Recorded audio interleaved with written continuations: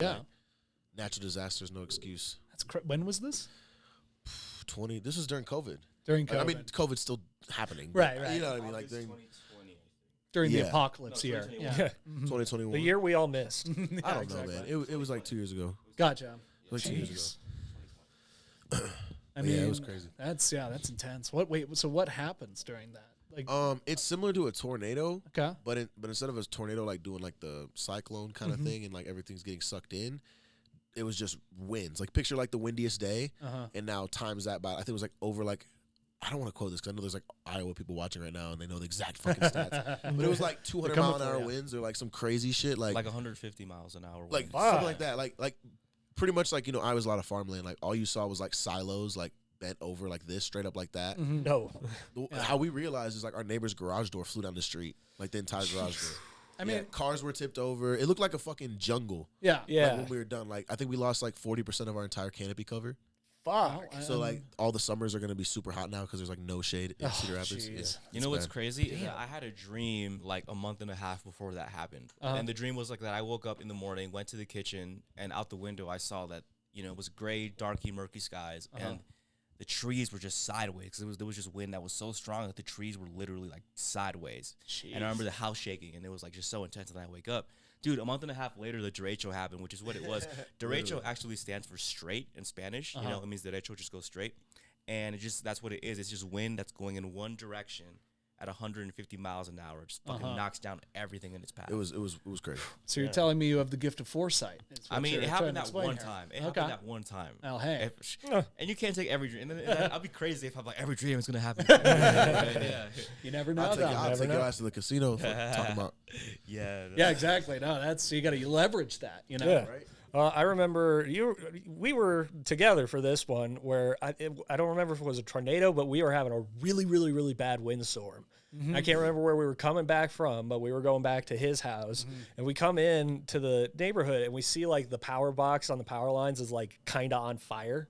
And then we get into his house, and right then, like was it lightning or was it like a tornado? I think it was lightning. Yeah, I think it was lightning. Yeah, lightning struck your neighbor's trampoline, and it flipped over to your fence, knocked that over, and caught it on fire. Yeah, it hit that power line. Yeah, that was fucking terrifying. It was like right when we got there. Shit.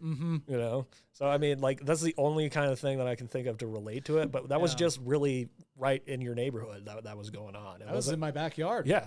And my fence got on fire. There wasn't a lot. Yeah, I know. Yeah. But there wasn't a lot of people who like dealt with that. So I mean, to have it be for the whole state is fucking crazy. Right. We live in a fortunate place where the altitude helps a lot, just as far as like a lot of natural disasters, like tornadoes, earthquakes. I mean, I've been through maybe one experience where we had like kind of a tornado warning. Obviously, we get a lot of snow and stuff. The mountains can get pretty wild, but as far as like tornadoes, hurricanes, earthquakes. I mean, wildfires we have, but normally those are up in the mountains, right? Earthquakes, another big one. We're just kind of sitting here like, it snows. That's pretty terrifying. I don't think I'm ever gonna come down. I mean, rock slides, I but think that's I'm gonna just stay these a are lot like high. all mountain exclusive stuff. Rock slides, mud slides, anything like that. Yeah. It's all mountain exclusive. Typically caused by front range. We're chilling, baby. Yeah, typically caused by like a dumb guy screaming in the mountains, yodeling, and then the snow fall. Exactly. I mean, that's what we're dealing with in this state. That's funny. Only in Colorado. Only in Colorado. Exactly. Which, speaking of, welcome to Colorado. Yes, welcome to Colorado. And welcome to the show. Let's get into it, guys. Yes, to be here. definitely. What's up? What's happening? That's right. Hell yeah. What is this? It's just our little lead in. They're trying to give me a freestyle. You can. There's no lyrics. That's right, everybody. Welcome back to another episode of DMT. Don't miss this podcast. I'm Sam Butler, of course, as always, with Jack Anderson. That's me. But today we're joined by two very special guests. Extremely excited. Young creatives. Gentlemen, introduce yourself. What's up?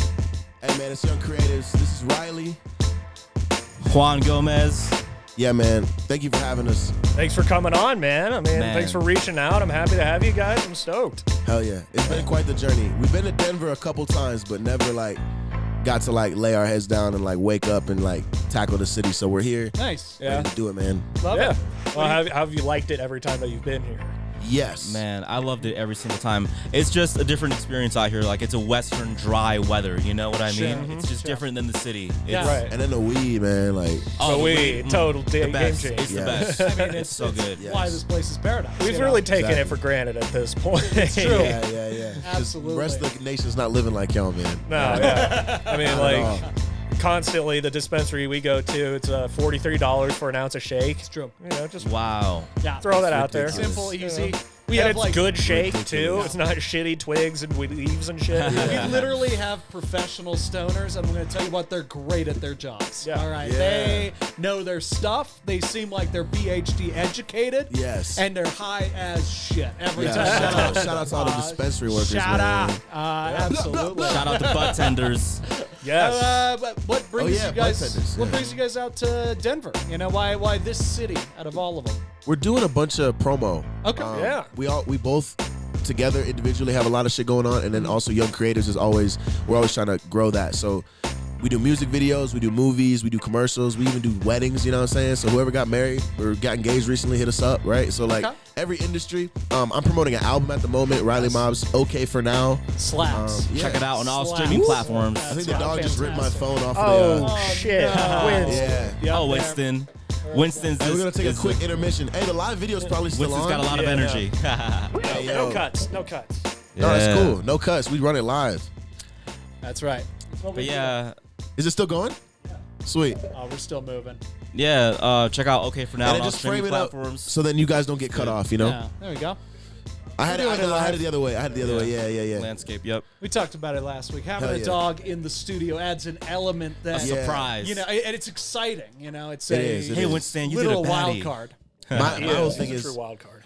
my whole thing is like I'm a cat person, but I was a dog person early on.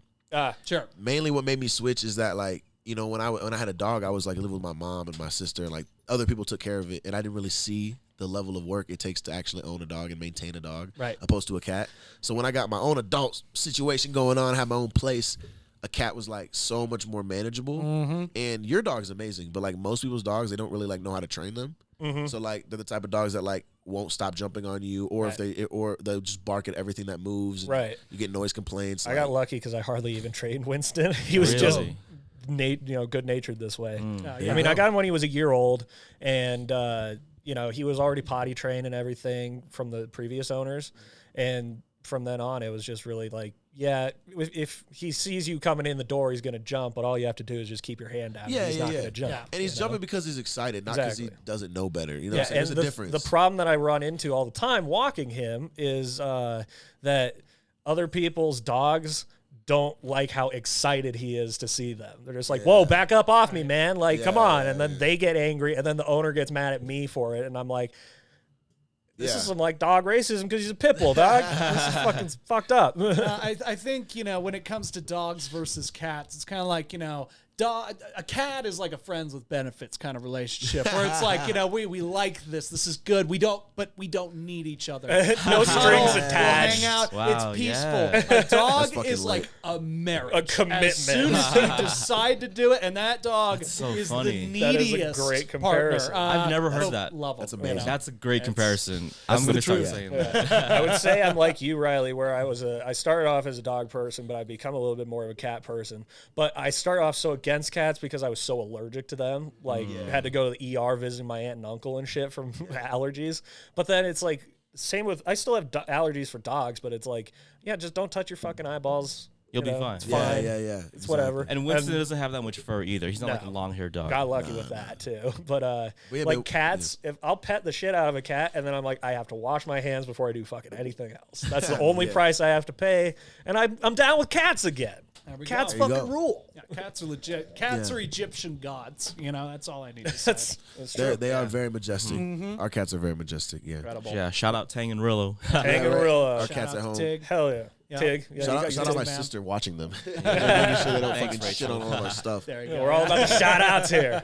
Yeah, Shout yeah. outs. Love it.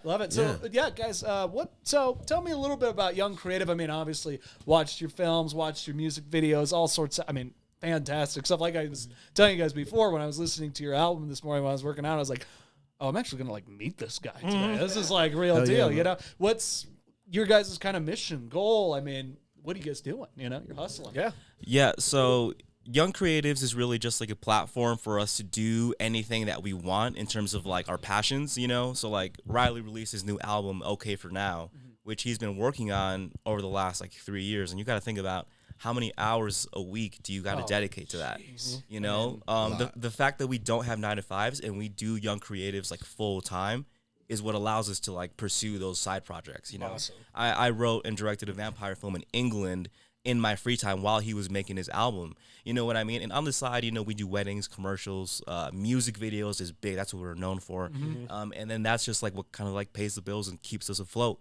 Events as well, like we're throwing events. Yeah. It's awesome. So there's always a bunch of stuff that's always being like added to, like, you know, if we've realized like, hey, we want to start a podcast, you know, like we have the capabilities to do that. I prefer to be on other people's podcasts because like I just like to talk to other people, and I think I'd get tired of just hearing myself talk all the time with a format where I have to edit myself talking all the time. I don't. Right. That I probably couldn't. I've grown numb to it. This guy. It's been doing it long enough that I'm like, I just talk and run away. That's what I do. Yeah, I mean that's kind of how we are now. Like, you know, because we shoot so many music videos, we shoot so many, you know, productions.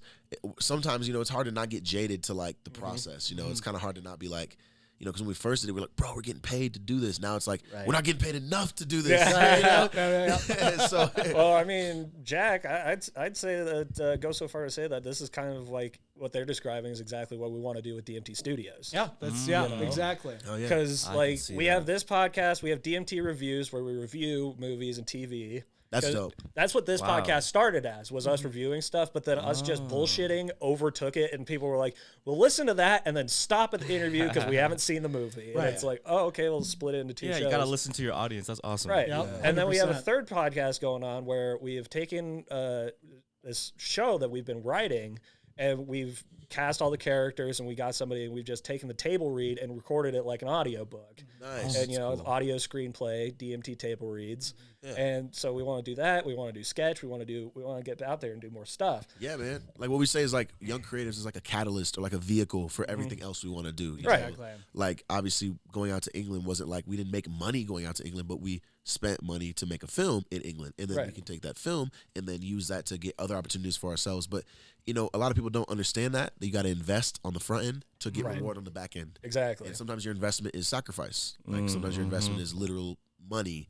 Sometimes your investment's time, or, you know, just cutting off people that don't have the best for you. Like there's all these things that like contribute to the success of like Young Creatives that we've both done. Right. And I think it works because, you know, people feel the passion. You know, even when we were just smoking, you know what I'm saying? Like you guys like felt that, like, you know, I feel the energy from you guys, you feel our energy. And I think that's what makes Young Creatives special, is because everybody who works with us, they have that same feeling. Oh, yeah. And I mean, like, I knew within 30 seconds of picking you guys up, I'm like, this is going to be a good fucking show, guys. I'm so happy you reached out. You know what's so crazy? Out of pure coincidence, also, for those of you watching, we're all the same age. We're total coincidence. We're literally all the same age, Yeah. That's just so, like, That's what dope. a coincidence. I don't know. Yeah. It was just kismet. Yeah, I mean, it's just Power of networking, bro. Yeah. That's exactly Power of right. networking. And that's the thing is, like, you know, I try to tell myself this mostly, but tell other people this too if I can, is like, just pursue what you want to pursue. You're going to be happier. You're going to do better work. More people are going to be happy around you. Yep. Because that, if you're working a dead end job, which again, if your goal is to pay the bills and just be happy and have a family, I mean, that is Nothing wrong with that. that's Can't the blame you. best. I Nothing mean, wrong that's with the that way at to go. I'm too ADD to, you know, focus on that, and I can't hold a relationship to save my life. So I got to do something different, right? So we move on, we focus, and then you have that kind of drive and hustle towards this thing. And I always think about it.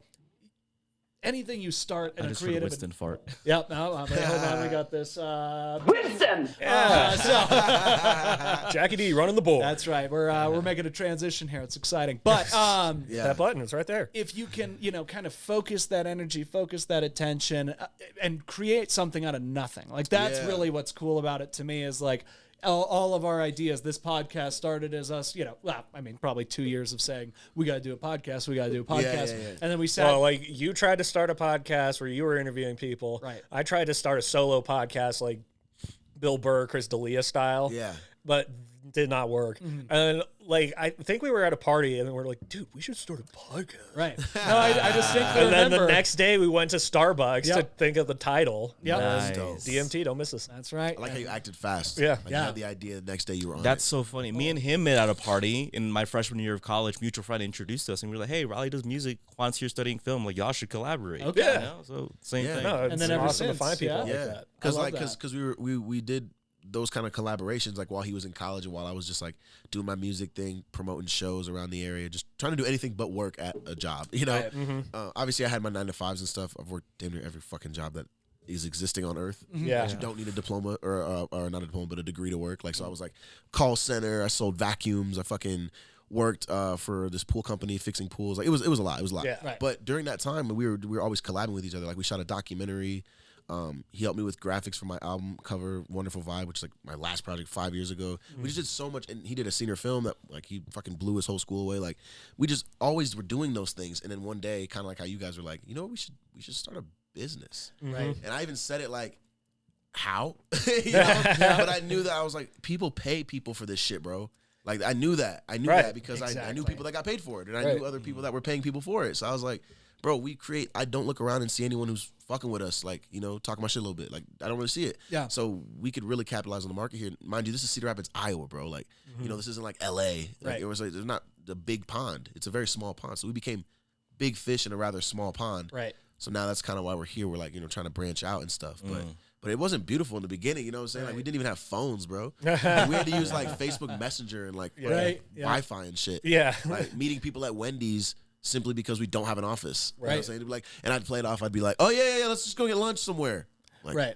because we don't have a fucking office. You know what I'm saying? Like, But I mean, my saying always is, you know, fake it till you make it, then keep faking it because that's what got you there. Yeah. But when it comes to this, it's actually in that case, it's something like when you said people get paid to do this. The other thing I remind myself is people that don't give a shit get paid to do it all the time too. Yeah. That's the crazy part. to Phoning me. it in does pay the bills. And that's one thing I can at least speak for myself and for Sam. And I mean, knowing you guys already, I can speak like it's not about that. It's about get paid. You got to get paid to keep going. But really, what we're trying to do is just create shit, right? Yeah, Like, yeah. Make With music, no limitations. make content, Yeah. no limitations. Yeah. Exactly. What is our brain thinking of, and how can we bring that into the light of, I mean, just reality, right? Yeah. And then give that to other people. And it's for them to do what they want with it. And it's Yeah. not for us necessarily to decide if it's good or not. It's for us to decide if it's the best it possibly can Well, be, and you know?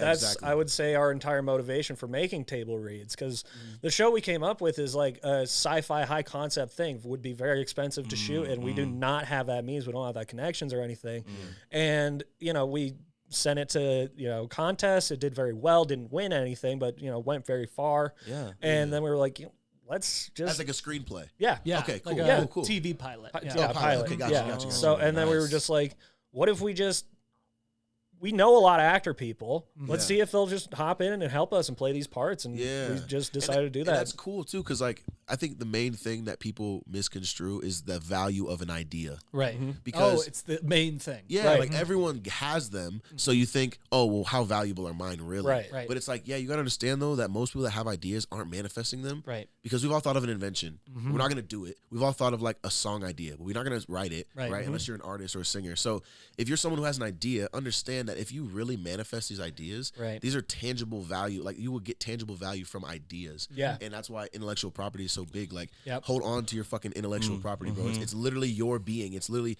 everything that you can contribute. It comes from here, 100%. you know, in here. 100%. But And it has to with be manifested. recording it as a podcast, we have our pure vision and control over it, rather than if somebody picked up the script, picked up the show, then you get hands all over Exactly. it. You know, Yeah. so it's Yeah. like You guys at are- least we get that, and then Yeah. if it does get picked up and we get that, at least we'll still be able to say, hey, if you want to hear our true original idea before we even changed it or built upon it or made it better, whatever, you know, Like- if it gets produced or not, it still exists. Yeah, Right, you exactly. guys are doing it well though. You know, a lot of the times with independent productions, you want to make sure that you're building a following behind that, Right. So that whoever does pick it up, you know, it's all about like risk of like it's almost like gambling. Like who are you going to bet on the most? Yeah. Isn't all of this gambling? Exactly. Right. The whole biz. Yeah. The screenwriter who has like maybe 5 people behind the script, or the screenwriter who has a podcast and 1,500 followers. You know what I mean? That know about the script. Well, and with that too is our goal is because we're like, well, okay,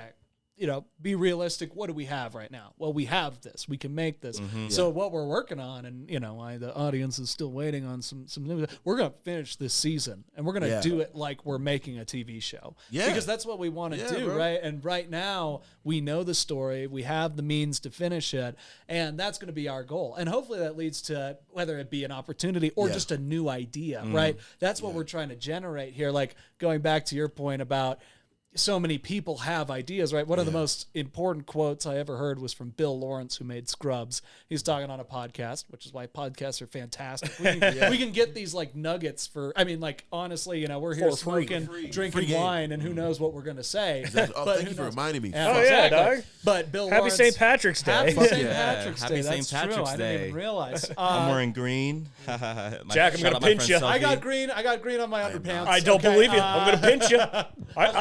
I made my outfit not match to wear this hat, so I didn't get pitched by you, dude.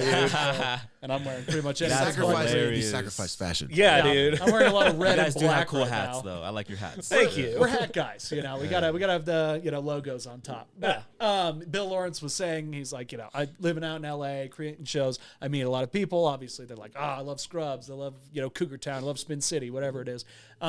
And I want to be like you. I want to be a writer. And he was talking about, oh, that's great. I'll always talk to these people. I'll say, oh yeah, can I like see some of what you've written? And they're like, well, no, I got a lot of ideas up here, you know. And I'm like, well, how long have you been in LA? And they'll be like, 10 years. And it's like, what? oh, okay. And that made me realize, okay, all I can do right now is produce shit, whether it be scripts, which is kind of like my favorite thing to do, podcasts, which we do on a consistent basis every week.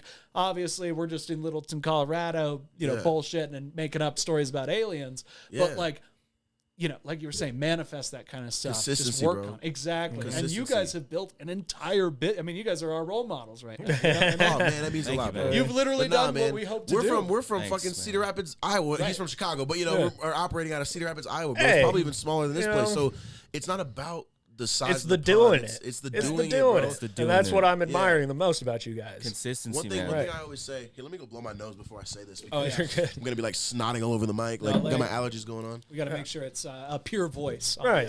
I feel something good coming. I mean, you and I both have deviated septums. It's always nasally up in here. I mean, I just have given up on nostril breathing over the past couple months. I've just quit. I'm like, no, it's not happening. You're just a big dumb mouth breather now. That's right, 100%. Way to go, Jack. But yeah, I have a really good breakdown for how to make your dreams feel more real. I mean, tell me. Okay, so this is a really good breakdown because we all know there's people who do things that actually are good at them and dedicated, and then there's people that do things that aren't dedicated to them. So Juan told me back in the day when he Googled the likelihood of becoming an actor, it was what? Less than 3%. Okay, perfect. Same thing was back like 2012. So it's probably even probably a little bit more likely now because there's probably more movies. It was being made, way before streaming. Yeah. So that was way low back then. Exactly. So the way I look at it is just to get a sample size. Let's say I want to be a rapper or I want to be a musician, but let's say there's 100,000 people trying to be musicians. There's obviously more than that, but let's just use a number we can not do a lot of math with, right? Yeah, easy. Okay, figures. so 100,000 people want to be a musician. Let's say, because we know this is true, half of them just instantly are going to cut it because they're not good.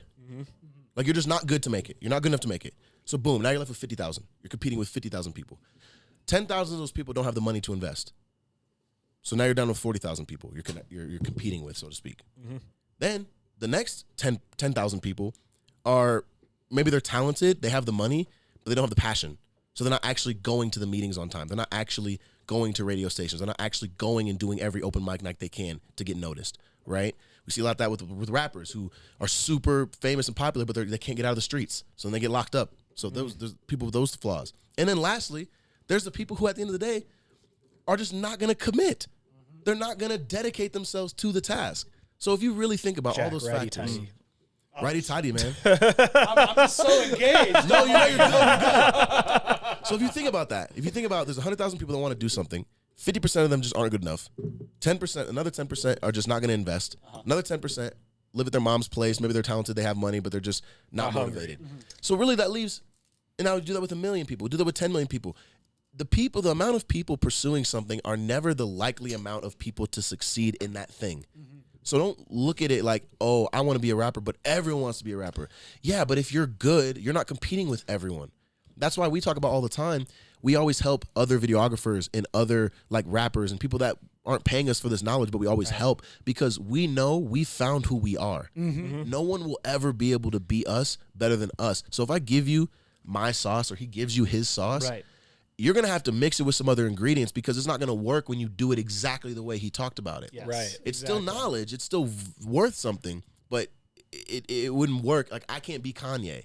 I can't be, I could try, but Kanye's going to always be a better Kanye than me. That was the thing that I noticed for sure because I went to Colorado Film School out in Aurora, and so many people there just wanted to be Quentin Tarantino. Really? Yeah. You know, they wanted to do it all in his style, just like they idolized him and all this shit. And it's like, there's never going to be another Quentin Tarantino, especially if you do exactly what Quentin Tarantino did. Why would we want another one? Exactly. Right. Exactly. Like, you know, do you want to make it less special? You know, be your own. Be influenced, drawn in, and learn. But make it your own. Always make it your own. Always. And trust yourself. And if you get good feedback, believe it. That's a huge one. Because some people just refuse to believe it. And they're like, I'm good. Regardless of if it's like, dude, you could fucking like try and ease up, but they're just bullheads. I agree with both of you guys, definitely. You know, if you can copy the style, you know, to get started, I think that's a good starting point. But eventually you're going to have to like he said, add your own sauce or like make it yours somehow. Right. Because I feel like fans have like a subconscious like filter that they know when something's like when you're copying something and when you're like being original. Right. And they don't know how to explain it either. They just like it just calls their attention. Well, good one is like stand-up comedy. So like a lot of how it progresses for people is, you know, they found that they have a knack for comedy, they study comedy, and then they sort of develop their voice. But before that, they emulate their favorite comics. You know, the people they relate to the most. Same thing with all musicians. that stuff. Yeah. You emulate in sort of a way until you figure out what your voice is. And yeah, exactly, like musicians and too. So like for my second time ever performing stand-up comedy, I did it at the talent show for Columbine, and they gave me a 10-minute set, which is wild for second time ever.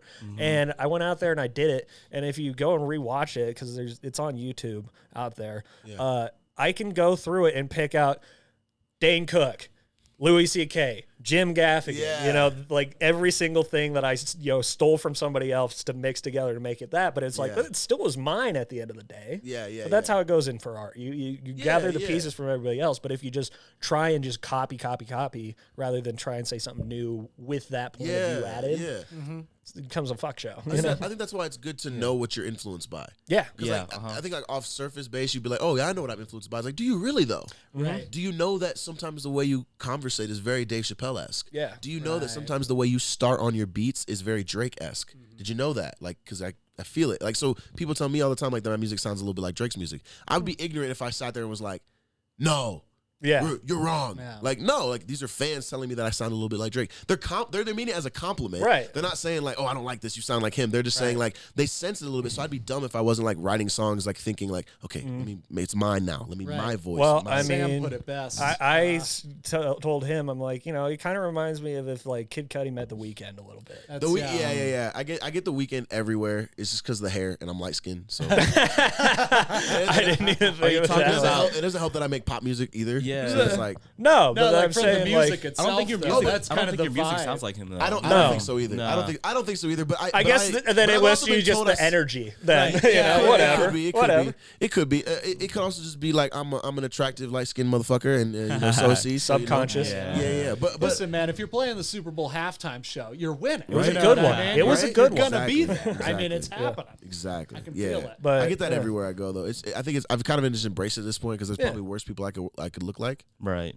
Like, most likely. But I mean, like the music sounds. But I've been told the craziest stuff about music. I've been people have said I sound like Q-Tip, which is like a super 90s rapper. I was like, oh yeah. It's like, what? I was like, whoa.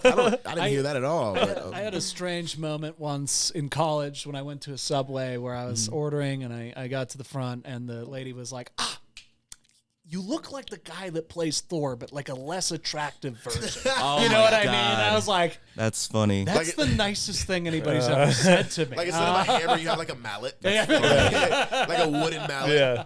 Well, in high else are you school, got? Everywhere. in high school, we were watching Cinderella Man in history class, just as one of those fuck off kind of lessons.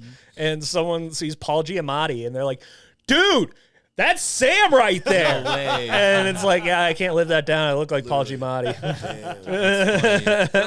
So yeah, getting compared to The Weeknd style wise, dude, It's not a bad place to be. it's top tier. It's not a bad place to be, man. Have you guys ever watched Epic Mealtime? Like, Oh, yeah. I feel like, have you ever gotten that you look like the main guy with the beard? A little bit, Harley. Ah, interesting. Harley. No, Harley. I have not. I've heard Ryan Fitzpatrick. That one I really Yeah, That's funny. Bro, was you a look big just one. like Fitzmagic. the quarterback from the fucking, what was he play for the Miami Oh, Dolphins? he played for every team. He's- in the yeah. league. He fucking He's the sucks. quarterback teams pick up when they're like, well, we need somebody to play this year. we we gotta have have to, somebody. He can do it. He I'll can take do Fitz. it. I'll He take I Fitz. can think, do I it. think you're more attractive than him, though. Hey, thank you. I think you're more appreciate it. attractive. I'm right in between Chris Hemsworth and Ryan Fitzpatrick. Right That's there. a nice Right middle there. ground there. Right there. That's a good place to be. I was going to ask you guys kind of a cliche question, but what's like each of your visions? You know what I mean? Like, I always like to I mean, I am all about like, what's the Mount Olympus goal, right? Like, what are you going towards? Like, what's your passion? What's the thing that gets you going? What's the project that you would work on for all of eternity? I love to find that out That's a from a good creative question. So, like, You go first. obviously, we both have like common goals, but then we have individual goals too. Yeah. So, like, Riley and Juan. the deep thing would be like to make people who want to pursue art feel like it's more obtainable, Okay. and don't be told that it's not possible or that because you're not good at art you can't do it and you can't express yourself. So for by the end of my lifetime, hopefully I live the way that that's supposed to be, so then people think, okay, he did that, so I'm gonna play flute, I'm gonna drop out of college if I don't like it to practice violin or whatever you want to do. Right. But then like the fucking love tangible that. goals, like a tangible, like here it is, physical goal would be like one day owning like, you know, our own professional like Lionsgate, like studio house, young Love it. creatives, and we're helping other filmmakers make movies, and we're using our resources to travel the world and meet people. You know, I'm trying to learn multiple languages. I want to be a well-traveled, a well-articulated, cultured, artful person. You know, I want to change people's lives through art and just meeting them. So that would be the tangible kind of thing. Like when it's all said and done. Yeah. I love that. Yeah. I Yeah. absolutely love that. And That's and to that point, I mean, that's like, Did you steal my fucking dream journal? No, man, but like, Because like I think we all- that's 'cause all here's- under the. His are different too. Like we all have different, but that's like like I say, young creatives. Like if we were born, because that's the thing. Like early on, we asked each other these questions. Like, what do you want out of this, bro? Like, Right. we didn't, and I think I'm so glad in hindsight that we did that, because a lot of people start things and they're just like, oh, we're friends, it'll work. But we really asked each other. We were like, hey, bro, like, you know, like, are you okay with living in Iowa for the next 2 years? Because like, you know, you've been out of Chicago where your family's at for 4 years now. You know, like for college. Like, do you want to do another 3-4 years here? And then he was like, well, honestly, I'd probably want to be able to go to England and shoot a movie. I want to do my vampire film. I was like, okay, cool, let's do that. Like, you know, so we made not compromises, but we made like promises to each other. Like, this is what we'll get out of this. friends and business partners. Yeah. And it mixes well because we have the same goals. Like, you know, we Right. talked about that earlier. It wasn't just like, oh, like, because I could have been like, because I was doing music at the time. You know, that was like my main focus. I could easily like been selfish and been like, oh, young creatives, yeah, my music now. Yeah, this is a rap label. Ooh, you know. But I was like, nah, I put my music on the back burner for 4 years, bro, like building this business, like about 3.5 years, just building the business. Totally. I knew that it'd be a distraction. If I wanted people to take me seriously as a director or as like a creative person that they're going to pay to do their company's commercial, I can't just be promoting my rap stuff all the time and my music stuff.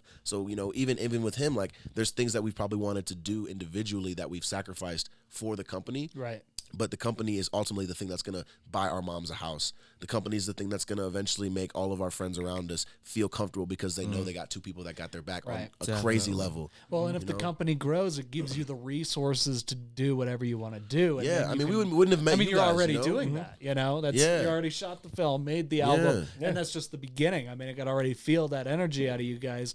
And that's just going back to your point there. I mean, I remember I ended up getting my, college degree in marketing, film, and theater. So it was all very creative. Marketing, by the end. film, and theater. Yeah, That's I- really good. That's it a good, was- well-rounded one, honestly. And Yeah. it was perfect for me because obviously with marketing, you learn business. With film, you learn what you want to learn. And with theater, it was kind of my way to express, learn how to act, learn how to write, and do the things that I knew I like really wanted to do, you know? Yeah. And so going through all that, I remember each class I would always take, and I was glad the professors would get to the good stuff by the end, but it would always start with this kind of question of like, kind of, are you creative, right? And I'm just like, I don't know if that's the right question to be asking, because I think I think everybody's creative.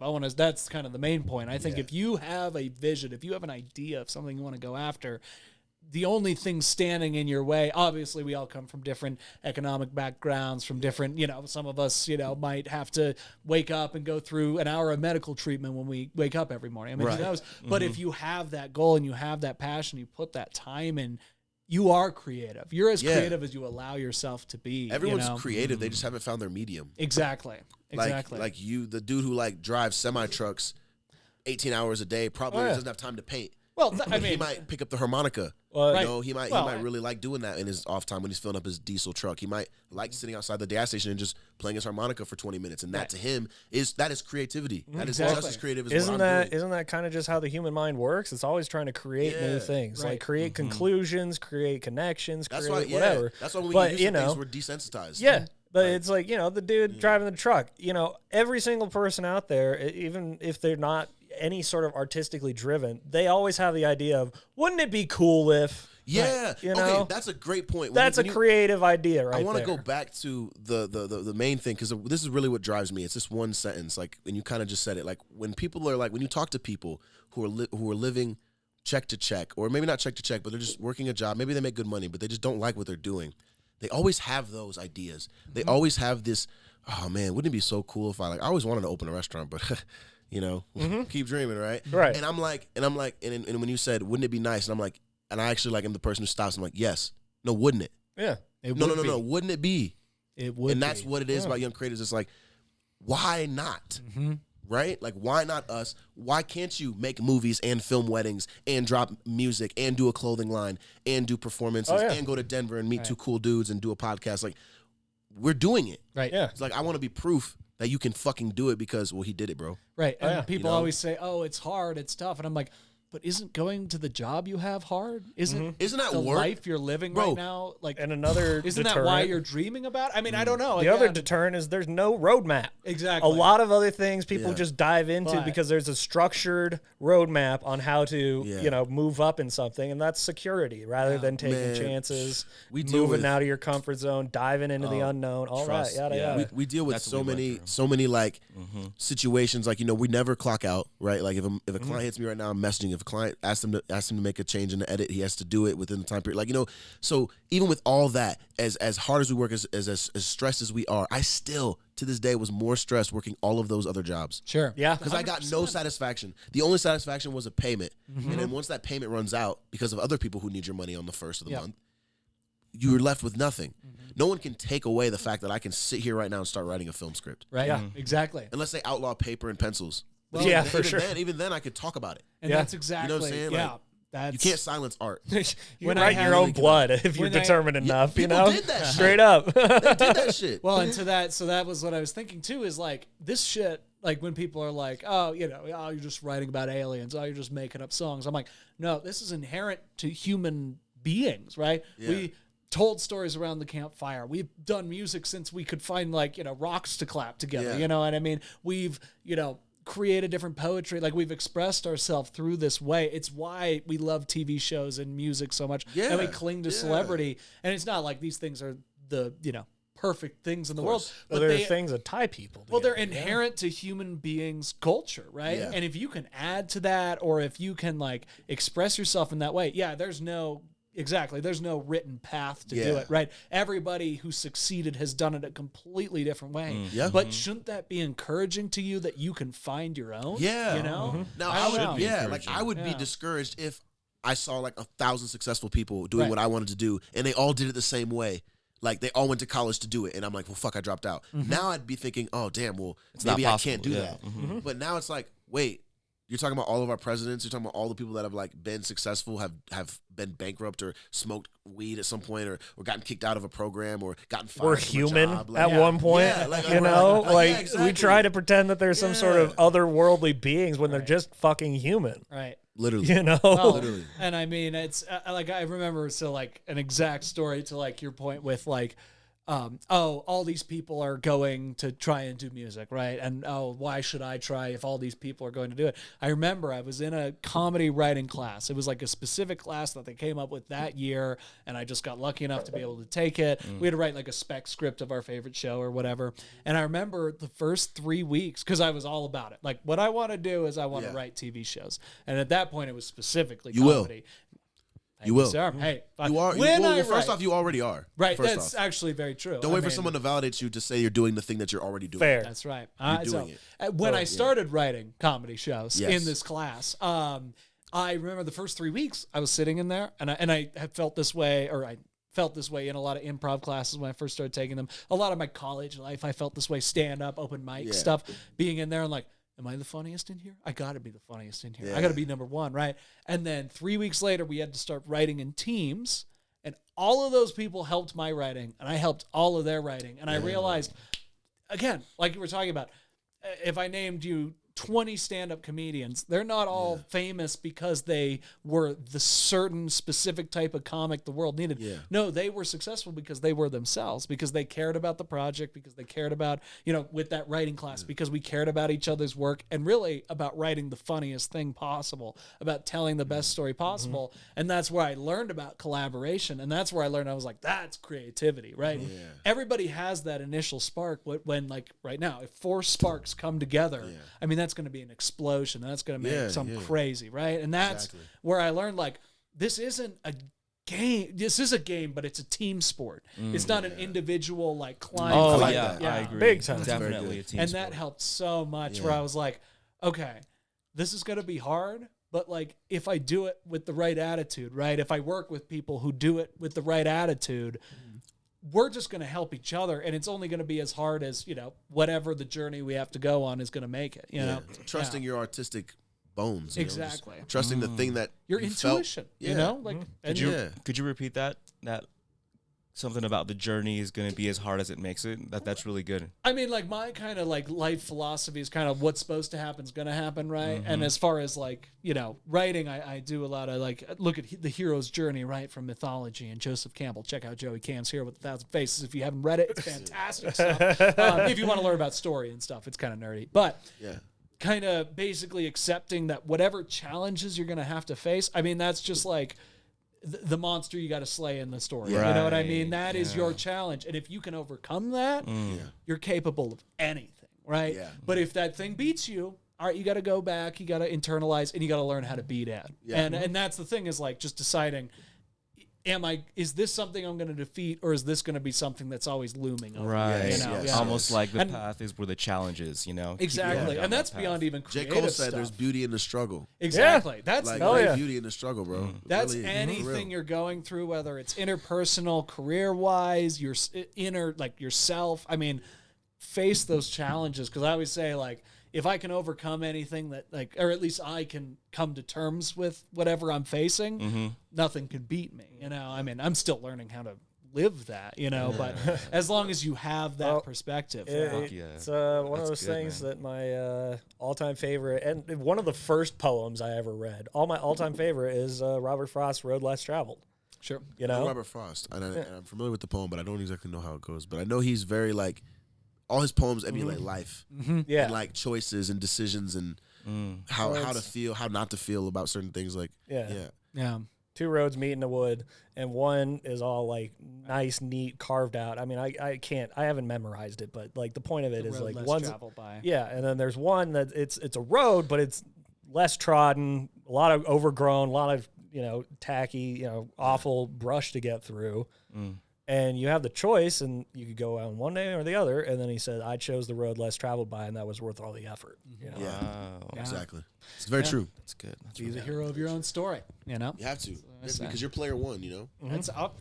You're Like, playing you your can own video you can game. change Yeah. the reality, Well, change the game. I mean, I just picked up Dark Souls 3 because I want to get into Elden Ring, and I've never played a From Software game before. And all their games are just awfully difficult. That's what I hear. Yeah. And what I learned is it's exactly that. You know, you could keep going up against the same boss, and you could learn how to beat him after dying a million fucking times, or you could just run the fucking other way and try and find something else and get your ass kicked by a different demon. Exactly. It's totally different fucking. Something else is going to find you, or that demon's going to catch up with you, right? So it's like, face it. Exactly. Why let it be bigger? Yeah, and it's super frustrating to keep dying over and over and over again, but when you beat him, it's that much more satisfying. Exactly. Well, and you never have to fight it again. True. Know? There you go. Or at least if you do, you know how to beat it. But progress saves unless you die. Yeah, that's true. Right? Oh, worst. Unless it doesn't save, Now, Juan, what's your vision, my man? I personally believe that I was put on this earth to create art. You know, I'm very much like a natural born artist. You know, I took one art class growing up, but I was better than everybody else like that was doing art in my class. You know, I didn't, like in terms of formal training, I didn't have any. But it doesn't matter whether it's like drawing, painting, photography, you know, writing a movie script. You know, you guys have the good, the bad, and the ugly poster hung up in your basement. And my goal is to like eventually have like a movie that's that prolific. That's like, you know what, this is the Western movie. This person did it so well that it's like, wow. Not to say that I want to make that I want to be the best. I just want to like, you guys ever like look at art and it just strikes a chord in you that you felt before that you weren't able to understand or explain. Absolutely. You just know like, oh, that's exactly what I was feeling before. And I didn't even know that I was feeling like that until I saw that. I want to do that with like my art, basically. Yeah. Love it. You know, and I think with that, you can like change the world. Changing the world is hard, but I think it shouldn't deter you from stopping to, you know what I mean? We made this film called Wake Up, which is about like social injustice. And that film changed lives, you know, I feel like it did. Yeah. And that's what I want to do with my art, you know, like in the future. Yeah. That film was like right on the backlash of like the, you know, like the Black Lives Matter movement right before like they stormed the Capitol and stuff like that. And we had made the film, and I was just like, you know, we've been sitting on it for so long because by the time we finished it, it was kind of like felt kind of weird to just like bring up the topic again, like when everyone was kind of like the protests kind of died down and stuff. But really, like we were just in a situation where it's like, damn, bro, like, you know, I don't really feel called to like march per se, and I don't even think that I'm as valuable as a marcher as I am just making a story about something. Yeah, because like I could have marched, right? We could have went down there and marched, or went to Chicago and marched or something, but we made a film that got thousands and thousands of shares and thousands of likes and views, and all these like what you'd believe to say like, you know, ignorant people or racist people actually, I believe, were in the comments, and they were like, oh my God, this actually made me change my mind about everything. We actually work with this this child actor whose mom during the Black Lives Matter, she's the most loving person I've ever met, but she would literally be like, I just don't know how to help. She literally honestly just was like, I just don't know how to help with your struggle. I don't even know any black people.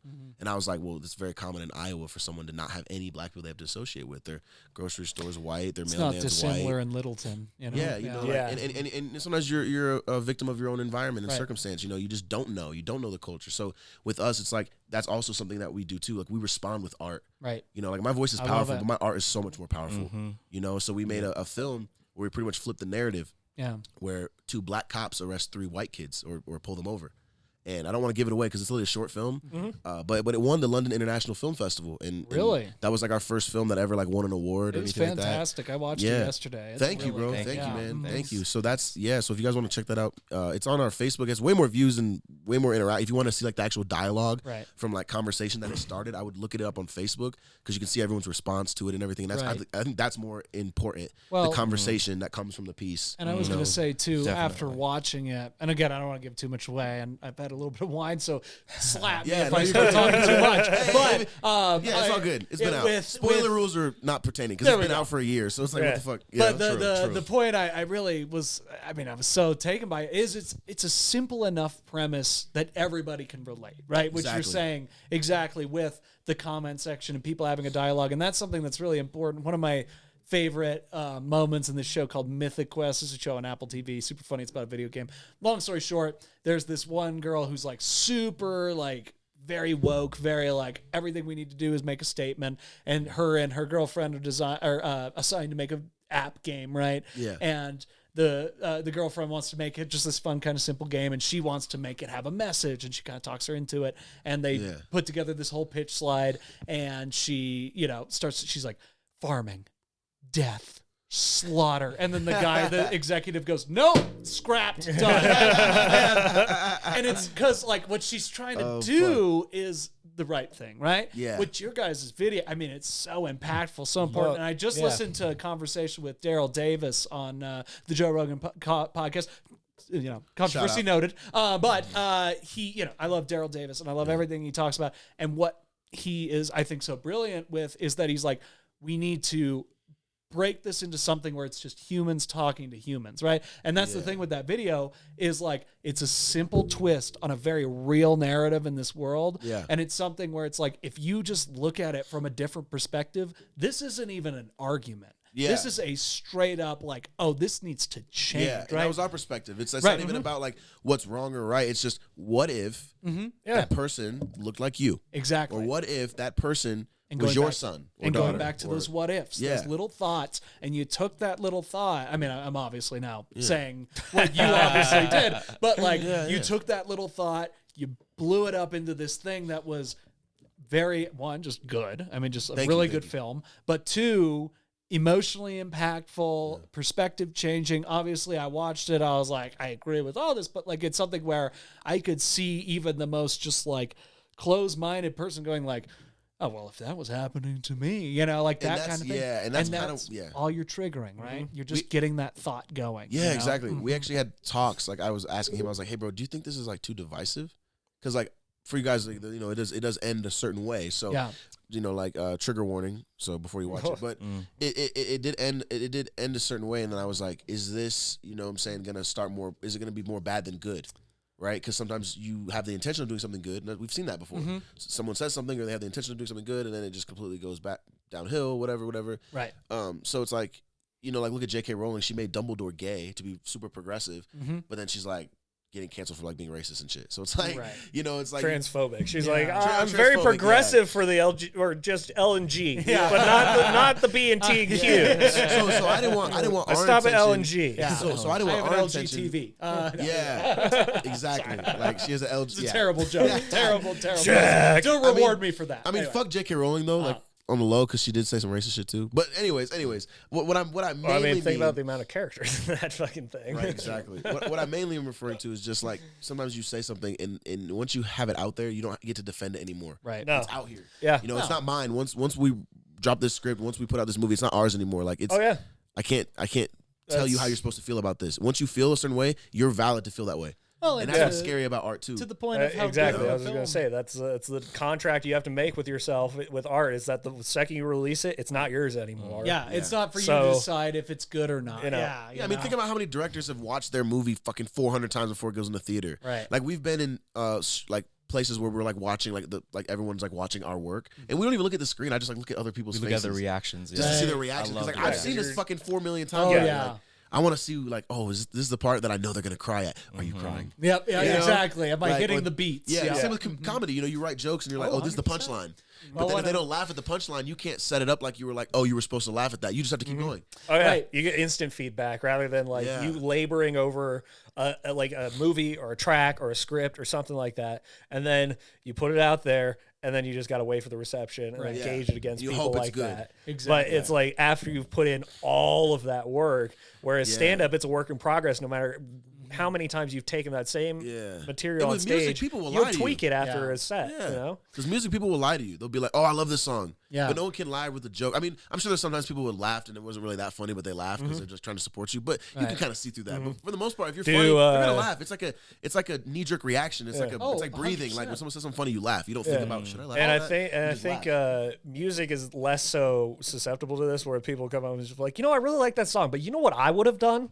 Yeah, no. Because comedy, and this is what we were talking about in the car. I was talking about how like comedy is so much harder because I personally feel that way. That's how much admiration I have for comics, because I think being a comedian is the hardest hardest art form. I've said it before. I Yeah. think it's the hardest art form on the planet, except for like literally like building buildings and sculpting, like literally like those types of things that involve math and architecture. Those things that only the one person could do. Yeah, literally. But as far as comedy, it's like because everyone tells jokes, so everyone thinks they're even a little bit funny. Right. Oh, dude. So if you tell a joke and they're like, oh, you know what, the punchline should have been. It's like you're never gonna tell me like, oh, you know the melody you should have used. Like, no, because you can't fucking sing. Yeah. And you haven't been able to sing ever in your life. And you can't just start knowing how to sing. So no, I agree with you. I honestly didn't believe that until I heard it from you. But I think that comedy is so difficult because it's like, you got to get the audience into the mood to want to laugh, right? You know, and you don't got to do that with like music or film necessarily, but it's like with comedy, it's like it's all about timing. You could say something at the wrong time and it's not funny, right? You know, if the audience isn't ready for it, then it could be the best joke that gets laughs everywhere else. But if you do it timing wise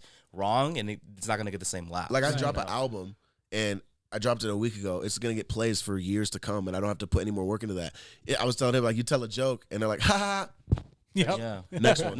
Let's go. Yeah. We're here for an hour. That's why you see comics putting out a new hour every year, because they're just like, they have a demand from their fans that it's just like, I have to keep this production up. But then like, you have artists like Adele who drops an album every 4 years. Yeah. Right. You know, that's a luxury that musicians are afforded because music is has more of a repeat value. I would say. Yeah, for sure. Replayability. There are some stand-ups like Eddie Murphy's Delirious, like Dave Chappelle's Killing Him Softly. Like there's classic fucking specials. Don't get me wrong, Richard Pryor, of course. But like the new age comics, the streaming comics, it's kind of hard to. And I would say too, like you get a song, right, and you love a song, you listen to it a million times, you memorize it, and you just like become bonded with that. But if you listen to a stand-up bit a million times and you memorize it, you're just like, you don't laugh anymore. Yeah. Okay. You squeezed it for all it's worth. Because you get soundtracks to your life. You know, there's certain songs you play like, and you'll think of moments in your life. You know what I'm saying? Like there's songs that are literally the soundtrack to your life. Like you have 10 songs that you've played more than any other 10 songs, and these 10 songs are the soundtrack to your life. Yeah, if you really like did the stats and stuff. Yeah. And the thing with comedy to that point is comedy. I mean, obviously you could watch, like if we popped on a special right now, like you were saying, some of them will make us laugh through time and memoriam, but it's kind of like a place and time, you know, in the present, right? With comedy, where it's like, that's why when we were talking about before the podcast, where it's like listening to a CD is here, like listening on the radio, I'm going to get some laughs. Seeing a special is fun, especially if you're watching it with people. It's kind of like you're there, right? But then seeing it live is like, it's not even comparable, right? And like, so one of the examples is like, Sam and I do improv sometimes, right? And that's kind of where I feel like the most comfortable in my comedic performance. But improv is weird because like, I can never tell those jokes again, right? I don't remember biggest laughs I've ever had in improv. I remember those shows, and I'll never, I mean, those are some of the best moments ever.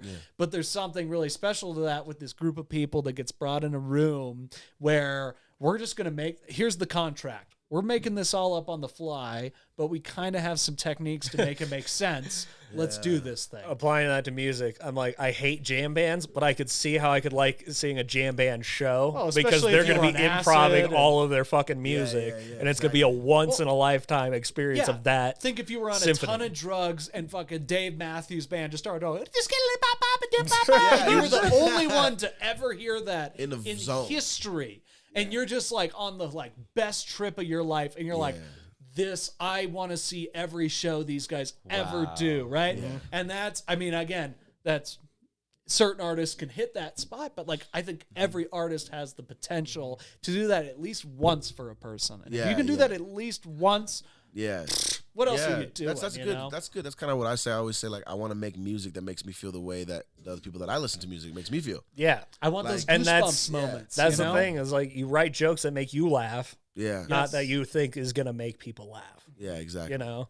Because otherwise you will become a hack. You're pandering. You're not being true to yourself. And the whole finding your voice and finding who you are and then being genuine in the moment. Yeah. Whether you're, in music or filmmaking or live comedy, any of that stuff, it's all about your personal voice and being genuine rather than being worried about, are they going to be okay? Because like we've talked about it ad nauseum on this podcast all the fucking time about how studios have fucked over filmmakers and then fucked over the audiences by them trying to hedge their bets with focus groups and, being like, well, we got to make it to like, appeal to the largest common denominator and all this shit, where it's like you watch Star Wars and it's like they went through a checklist. Like, we need a Latino, we need a black person, we need a woman, we need a and it's like so disingenuous. Yeah.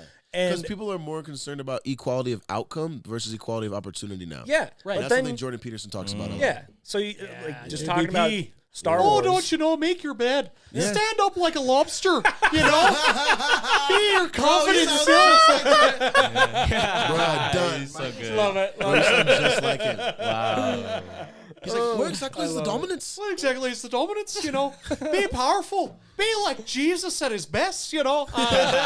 Is he Irish? No, he's Canadian. Canadian. Isn't he? That was He's fucking got a spot very on.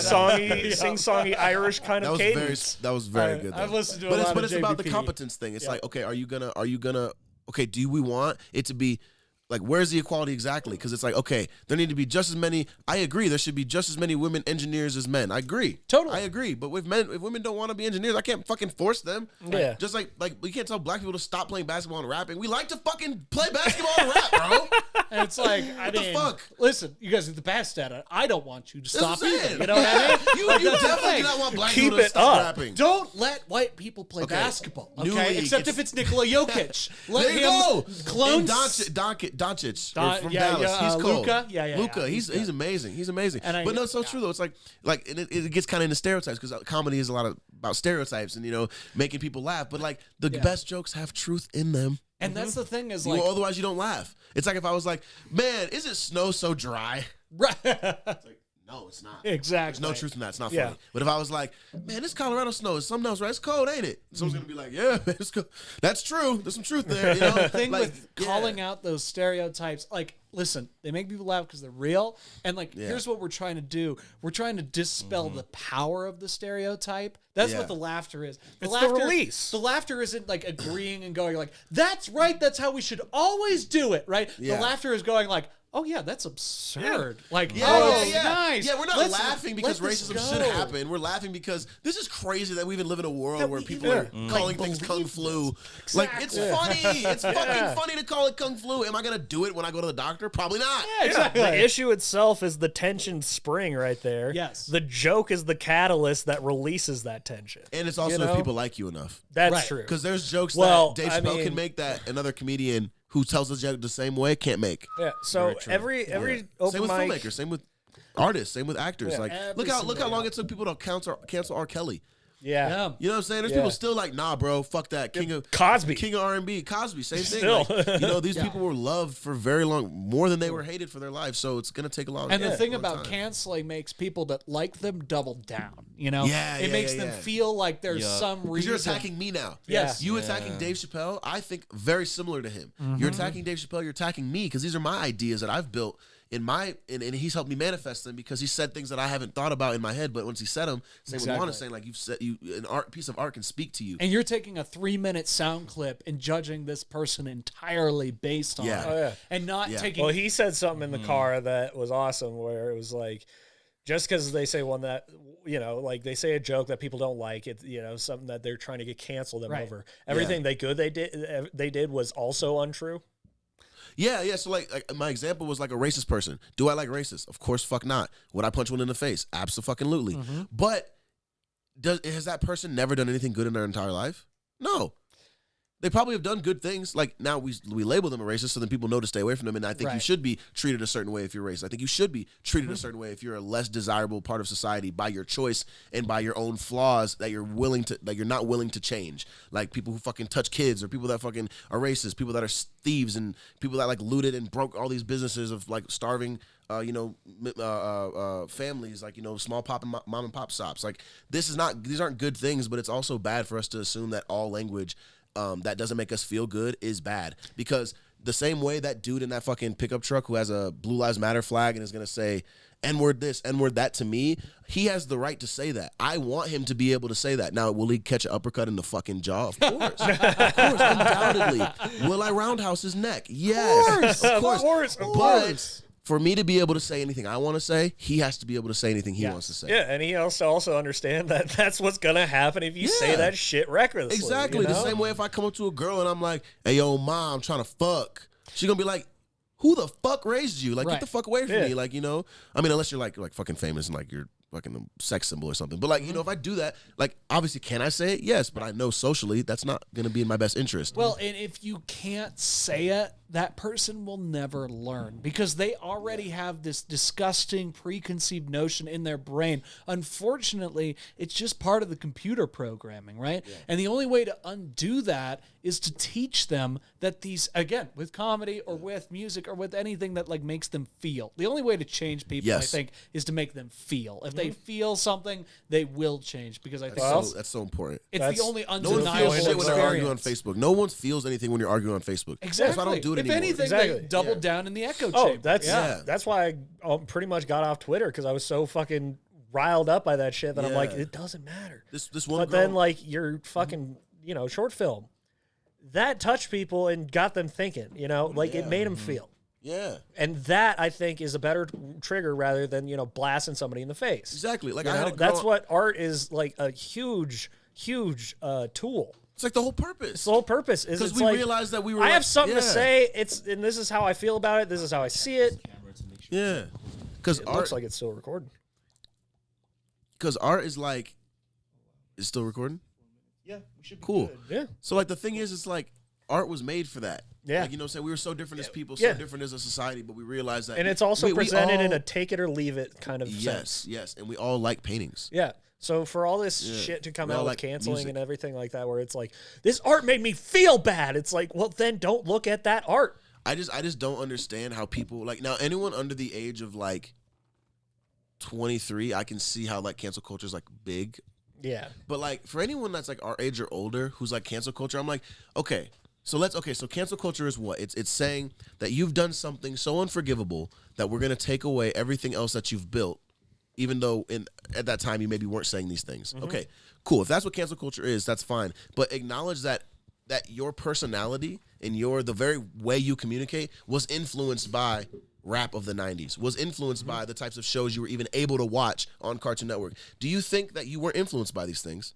Yeah. Like, if you're 25 plus years old, do you think you weren't influenced by South Park? Do you think you weren't influenced by gay jokes? Do you think you weren't influenced by racist comedy sketches on the Chappelle Show? Do you think you weren't influenced by those things? So you're telling me you were perfect. You had a bubble up. And none of these things, you don't say anything ever that would be misconstrued as canceling. That's what I don't like. It's people who aren't under a microscope canceling people who are under a microscope. Yeah. Knowing that if I had a microscope for one day, if I followed you around with a camera, you would be 1 canceled second. four times. 1 second Like, on oh, them. you It's just- just like Yeah. caught you in 4K, dude. Like you just said that. Like you just said the word faggot to your friend. Like canceled, instantly canceled. Gone. Like instantly canceled. You just said you don't like going into stores where there's lots of black people. Like canceled, you're racist. But yeah. you could have had trauma. You could have been jumped by a bunch of black dudes, and just now you have trauma about black people, and that's something you need to work on. But now you got canceled because you said some stupid shit. I have a theory. I feel like cancel culture came as a result of like politics not giving the people like the right voices that they need to change. Facts. Because like we live in a like in the politic like capitalistic society. We live in democracy. That's what it's called. Yeah. The people are supposed to voice their concerns, and then the government is supposed to change it, right? I feel like since it's so corrupt now and the people don't have voices, the result of that is like to look towards entertainment. All right, if we can't change stuff in the real world, let's change stuff it in in the entertainment imaginary industry. world. Yeah, and it's usually only people that are tied to corporations. That's fucking Yeah. They're nuts. usually not trying to Wow, I cancel. never thought of it It's that like, way. oh, That's cancel true. Dave Chappelle because he signed to Netflix, and we're attacking Netflix, like or other people with Disney or Spotify HBO, with Joe Rogan. With Joe Rogan. Like it's always people connected to organizations because the organizations are who have the power. Like Dave Chappelle by himself is powerful, but he's more powerful when he has Netflix, when he has radio shows, when he has all these When connections he has to shows. fans. Yeah, but Bros. he's actually a bad example because I consider Dave Chappelle to be in what's called the Legacy Act. Yeah. Meaning like he doesn't have to make a new joke ever for his life. He's a Rushmore legend. level. Yeah, like immortalized cast in yeah, gold. You know? like Jay-Z doesn't have to make any more songs. He can tour Snoop Dogg. He can tour his He's a albums Canton that he's already great. done. Yeah, like He's a in legacy Ohio act. too. That's true. Yeah, Most History. definitely. He's in history. yeah, And that's- and I think it's just like so misguided for it to go directed towards art, and especially when it's The like people who you know, obviously there's some fucking so I'm not gonna sit there and shit on cancel culture completely because there's some people that deserve to get the fuck For out of sure. here. Oh yeah. There's some people that have Harvey deserved to get Harvey Weinstein. Weinstein, but it's fucking, also Kevin just so Spacey. it's Kevin very Spacey. dedicated towards public eye, celebrity Yeah, art, and filmmaking. Yeah, yada yada yada. What I don't like is that like people don't understand. Like, no, and I'm not talking about like the Harvey Weinsteins. We're talking about like the people who are like, maybe like the baby who said some fuck shit. I didn't agree with what he said. Crystalia. I was gonna say, Crystalia, who has a sex addict. Yeah. Like he has a problem in his life where like he wasn't doing. I really don't believe he ever slept with a child. People were making it like he fucked kids, right? Which I don't think is at all the case. But he had a sex problem, and now it's like, okay, and he's worked on it, right? If you listen to him now, he's a changed man. And because best of that, believe right? that most people have sex problems. The top 3 porn sites in the world or the top 3 websites, period, in the world are all 3 porn sites. Yeah. Wow. I visit all 3 every day. Hey, that's my shtick, Jack. I'm not saying I'm not a porn addict. Here we go. Reveal. I just didn't admit it. No, I'm just kidding. So I admit it, but you don't. No, because I'm not done with it. I can quit whenever I want to. I got a question. Let's go. Fuck all this inspirational shit. Yeah. What's your favorite like third-party porn site? Third party? Like I those don't ones know. that are like So, this one doesn't have the best branding. Don't like the website layout, but Oh man, you know what the fuck I'm talking about. I'm in so deep. I'm in so deep that I've There's so many. Like to Literally so Juan's many. point about Apple devices. I'm so glad they don't get viruses fuck. because had it's 5 all phones about by now. the iPad and iPhone. But the one, actually, interestingly enough, there was this one site that I went to. It's called artsporn.com. artsporn.com. And it was a Russian run site, but it had all the big studio stuff. Full video, full HD, big studio shit. Pirating is fun. After the Ukraine crisis, that shit got shut down for 2 weeks, and then it way. came back with ads that sent you to Caesar Sportbook.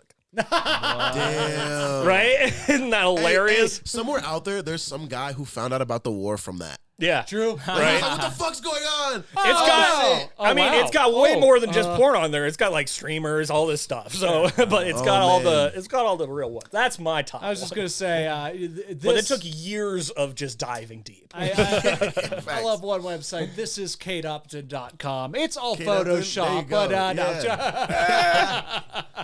it's a bunch of terrible, Have you guys ever watched like hentai? Yeah. Yeah. No. Yeah. I've explored like, it.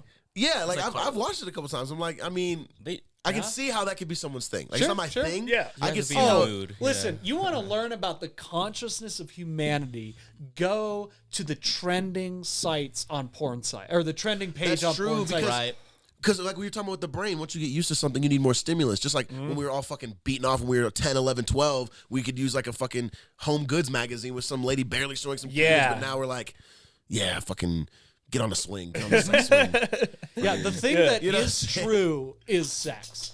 Sex it can be faked, but everybody, people know They it, fake right? it all the time on camera, Well, that's true. That's true. But like what people are like into, you know what I mean? Yeah, Not it's like their deep fantasies, their deep exactly. desires. I'm not Somebody talking out about the there, business of porn. I'm Yeah. talking Well- about the people that watch. Yeah, you know like, what I mean? The thing that drive like what market is good right now. Like, Exactly. Yeah. For instance, there's not a huge like you would think that like interracial porn would be like huge because it's like you see a lot of interracial couples, but like it's still like there's porn stars, man, that like do not do interracial porn. Really? Because like white porn stars, Sure. like girls that won't do interracial porn. And I've actually talked to one of them before because I actually was talking about her possibly being a model in Miami. I didn't know she was a porn star. I just she told me, and then she was telling me how like it like you get paid less if you do like black porn, and then a lot of sites won't put you on the front page a lot of times. And I was like, damn, that's fucking crazy. And she's like, yeah, racism in porn. But think about it though, like racism existed in every industry. And let's be honest, a lot of people don't know about the porn industry, so it'd be a lot more easy for racism to exist there because it's not exposed to the public. Like it's such a core. Like there's only like 4 fucking sites that have all the girls on. I guess to me, it's kind of like, and again, I don't mean to use stereotypes here, but it's kind of like basketball where it's like, listen, black people are so much better at this. Why are we doing any sort of I think we can say discrepancy that. here? And that's another thing that I don't like. I don't like how we can't speak objectively anymore. No, yeah. No, there's a white person somewhere that can dunk. You can't Listen, observe Yes, and things. he's on the NBA team. Listen, he's already there. They're already there. anytime- Like, the and ones this- that can do it are there. Anytime I've watched a porno with a white dude, it's like normal. It's like a machine. Anytime Well, I you watch can it with a black pretend you're dude, there. I'm like, how do I learn that confidence? How do I do that in the bedroom? God damn it! Well, I was gonna say, Talking about trends and progressiveness and everything. I always found it weird that the category was called ebony for if it was like a black woman. Yeah, that was weird. I was just like, that seems like a weird sidestep. Do you think that calling her black is too aggressive? And then over the past 2 years, they've changed the category from ebony to black. Because they're a different species or something. I was gonna say like ebony is so much more aggressive than black in my opinion. Well, it seems like so much extra effort to go outside. It's like no, we need a new classification. No, and now it's just it's black. Yeah, but that's because like, we say Latina as well. But that was like back in the day, like oh, I'm African American. But now people are like, no, I'm black. Yeah. Like if you said like, oh yeah, Rob's black, I'd be like, oh yeah, I am. Right. I wouldn't be like, no, African American. Right. No, I never been to Africa. I remember that. I remember None of my that family growing been up African. when I was like a kid in elementary school, and like you'd say, "Oh, that's a black person." Martin Luther King was a black person. No, he was African American. It's very offensive to say black. I'm like, It's like, no, the fuck it's not. No. Like I just like needed an explanation, and then I started saying African American because again, I don't want to offend anybody, right? And we're in Littleton, so we have nobody to actually tell us if we're actually being offensive. We're just following whatever. Like we don't PC call you guidelines. European, Right? Yeah. Like, we call you fucking. We're white. And then I Two white learned guys. when I get into the we- real world, African American is like, you're being weird, dude. Like, what are you European doing? American. Yeah, like, we grew up with just say it. friends who are Native American and couldn't have given less of a fuck about the Cleveland Indians or the Washington Redskins. Right. Yeah. Really? Right. I'm It's convinced. it's funny because it's like white guilt people being like, Yeah. hey, This should upset you. Yeah. don't like don't telling go them- looking through my closet, but that seems kind of fucked up. And they're like, you should be offended. yeah, shouldn't If you? And I they're like, was Native American, I would be offended. oh, okay. Okay. That's the Okay, thing well, with you're those- not, People so... fighting other people's wars for them, like, I'm like, bro, if we don't object to it, we're kind of cool with it. Yeah. You realize that no black people object to us liking chicken. Like, we don't object to that. Dude, I love fried chicken. I'll eat fried chicken anytime, any day. I'll eat watermelon anytime, any day. It's not about being any sort of race. It's because it's fucking delicious. You know what I mean? Like my response is like, who the fuck doesn't like chicken? No, exactly. Fried chicken. Like, I'm like, we're all human beings that like food and like culture, and some of us don't like it, and some of us do. Why does it have to be one or the other? You know what I mean? Like, it's always the groups that aren't affected by what was said that are fucking Exactly. like, you know what I'm saying? I'm like, how are you gonna get mad on the defense of Asian people when none of your Asian neighbors said they were offended by it? yeah. Like how? So it's almost like putting them below yourself because you're saying, oh, you're not even smart enough to know what should offend you. So here, let me go. Exactly. Let me go ahead and take this from you because I'm a white person and I can lead this charge for you. Well, and I think, said it where it's like a lot of the people that are doing these kind of cancel culture things have a lot of the skeletons in their closet, right? Where I remember you showed me a video when Joe Rogan had the N-word video coming out. Yeah. And But it's like a montage of just random moments he said it instead of the whole conversation. over 10 years, Yeah. too, where like also he's gone on stage and addressed it like at the Comedy Store before COVID, where he's like, I fucked up. But also Sam showed me a video where a guy from Barstool Sports who's been kind of pursued by this group that made that video, went Dave back, Portnoy, dude. Dave Portnoy, and he had an interview with the guys, right, that made that Oh, video, yeah. right? That's the owner of Barstool, right? Like, he Yes, owns it? yeah, he's the CEO. And he did an interview with the guys that are like basically responsible for the company that makes that video and all those videos. Yeah. And he's like, actually, we have a text from. Oh, it stopped recording. Should I press a button? Let me check it. You got it. Yeah. But basically, he was like, we have a text from, you were like sending it to your family or something where you use the N-word in like casual conversation in text message. Yeah. Not like on air and whatnot. And you see the guy's face and it just drops. He's like, oh, fuck. It's like that one interview that keeps going around where it's like the guy being like, well, you get to say the N-word in rap music and all this stuff, and then, but we're not allowed to. He goes, so say it. It seems like you really want to, so say it. Talking about Patrice O'Neal, right? Yeah.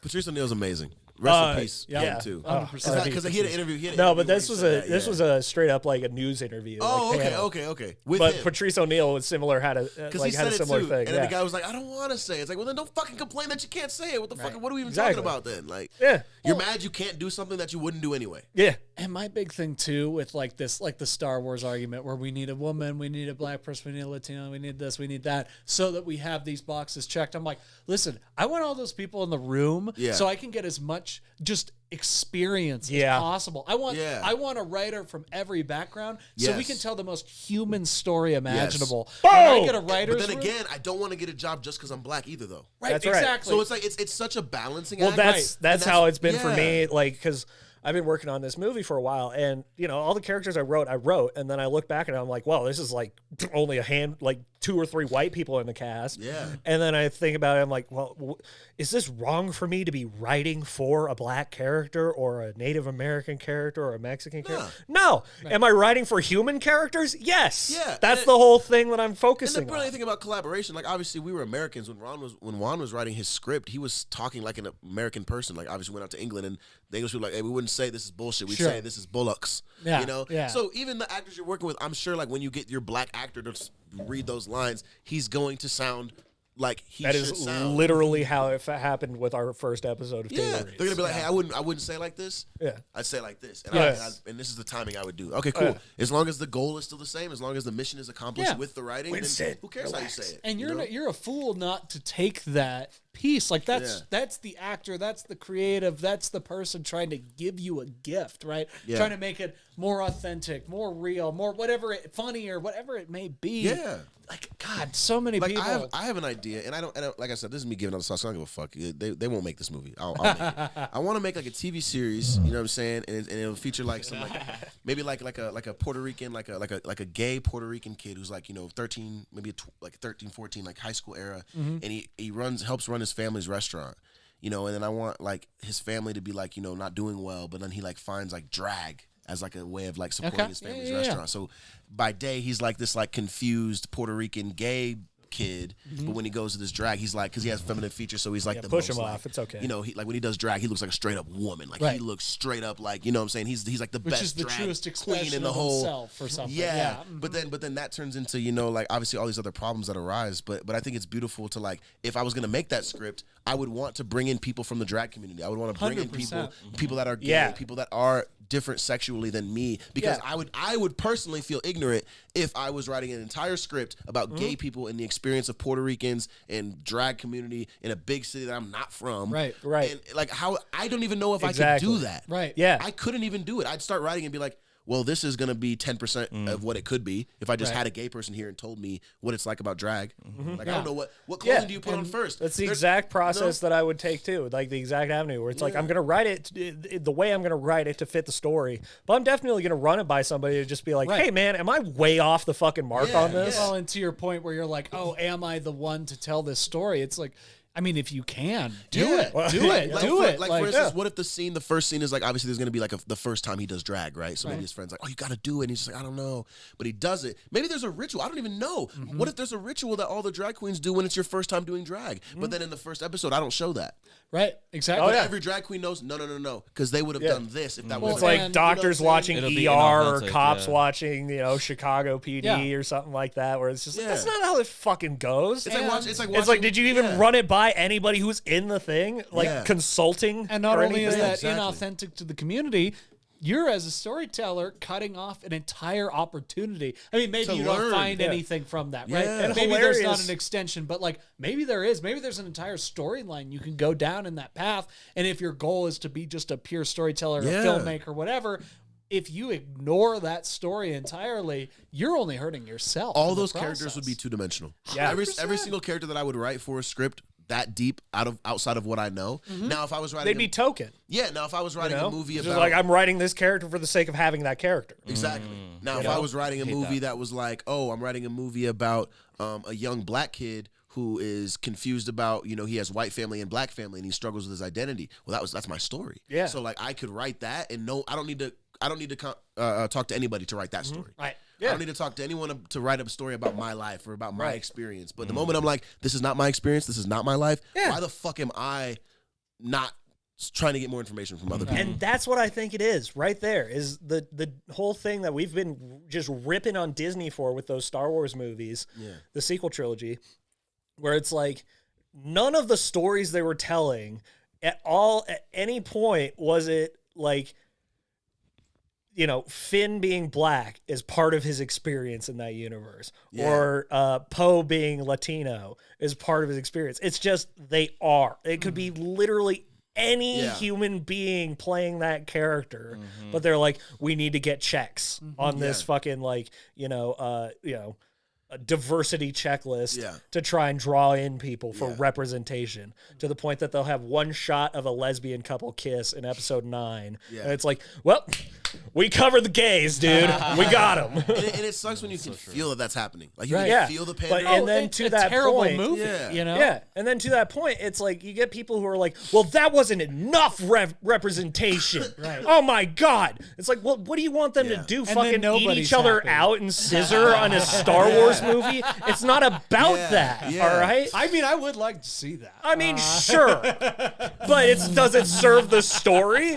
Does it serve the grander plot? No. Maybe. So like doing shit for the sake of shit, and it just comes down to the whole thing of being genuine, being genuinely who you are and what you're trying to talk about. Yeah. So it's like the example that I gave a while back was, have you guys seen the Magnificent Seven remake?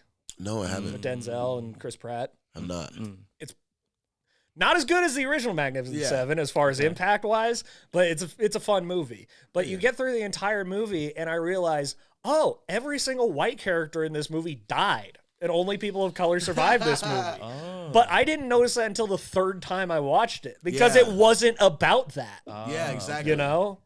It was a natural, organic thing. Yeah, exactly. It was just something that happened carrying on with the film. It wasn't like something they were like, okay, we got to have this many people die at this moment. Like, no. So if you're going to tell a story about race or sexuality or anything, tell that story, but don't like tell a story and then try to inject that in there in some sort of like tone deaf way to try and draw the audience in. And to your point with Star Wars, where it's like, I mean, I'm cool with just like throwing a Latino in, throwing a black person in, throwing a woman in, not necessarily because they're black, Latino, or woman, right? I'm down to just put them into a story, but also don't make those characters boring. Don't make the story suck. Like, because then people are going to, the people that are ignorant and assholes are going to blame it on that, right? And that's just not helpful at all. But also, like, you're not going to get those opportunities to continue, right? Like, make something because you need to make it. We talk about that ad nauseum on here. And you guys, I'm sure, live this life where it's like, you make shit because obviously you get jobs and you got to make those. But, like,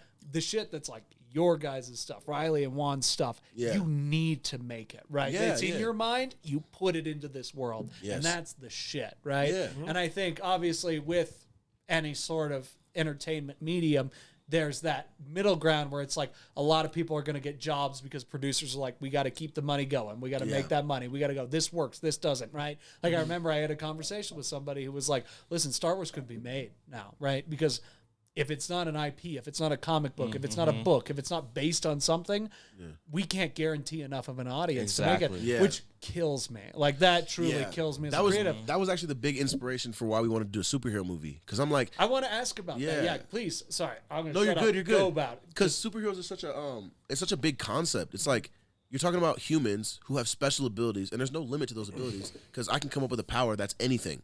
It's literally like as many power I can come up with. As many like situations as I could come up with powers. So like, there's a guy whose power is podcasting. If he talks for more than a minute, you get under his spell. That's a power. And the story about the Puerto Rican, the Puerto Rican kid going into drag. That's a superhero movie, right? Yeah, he can have superpowers. Yeah.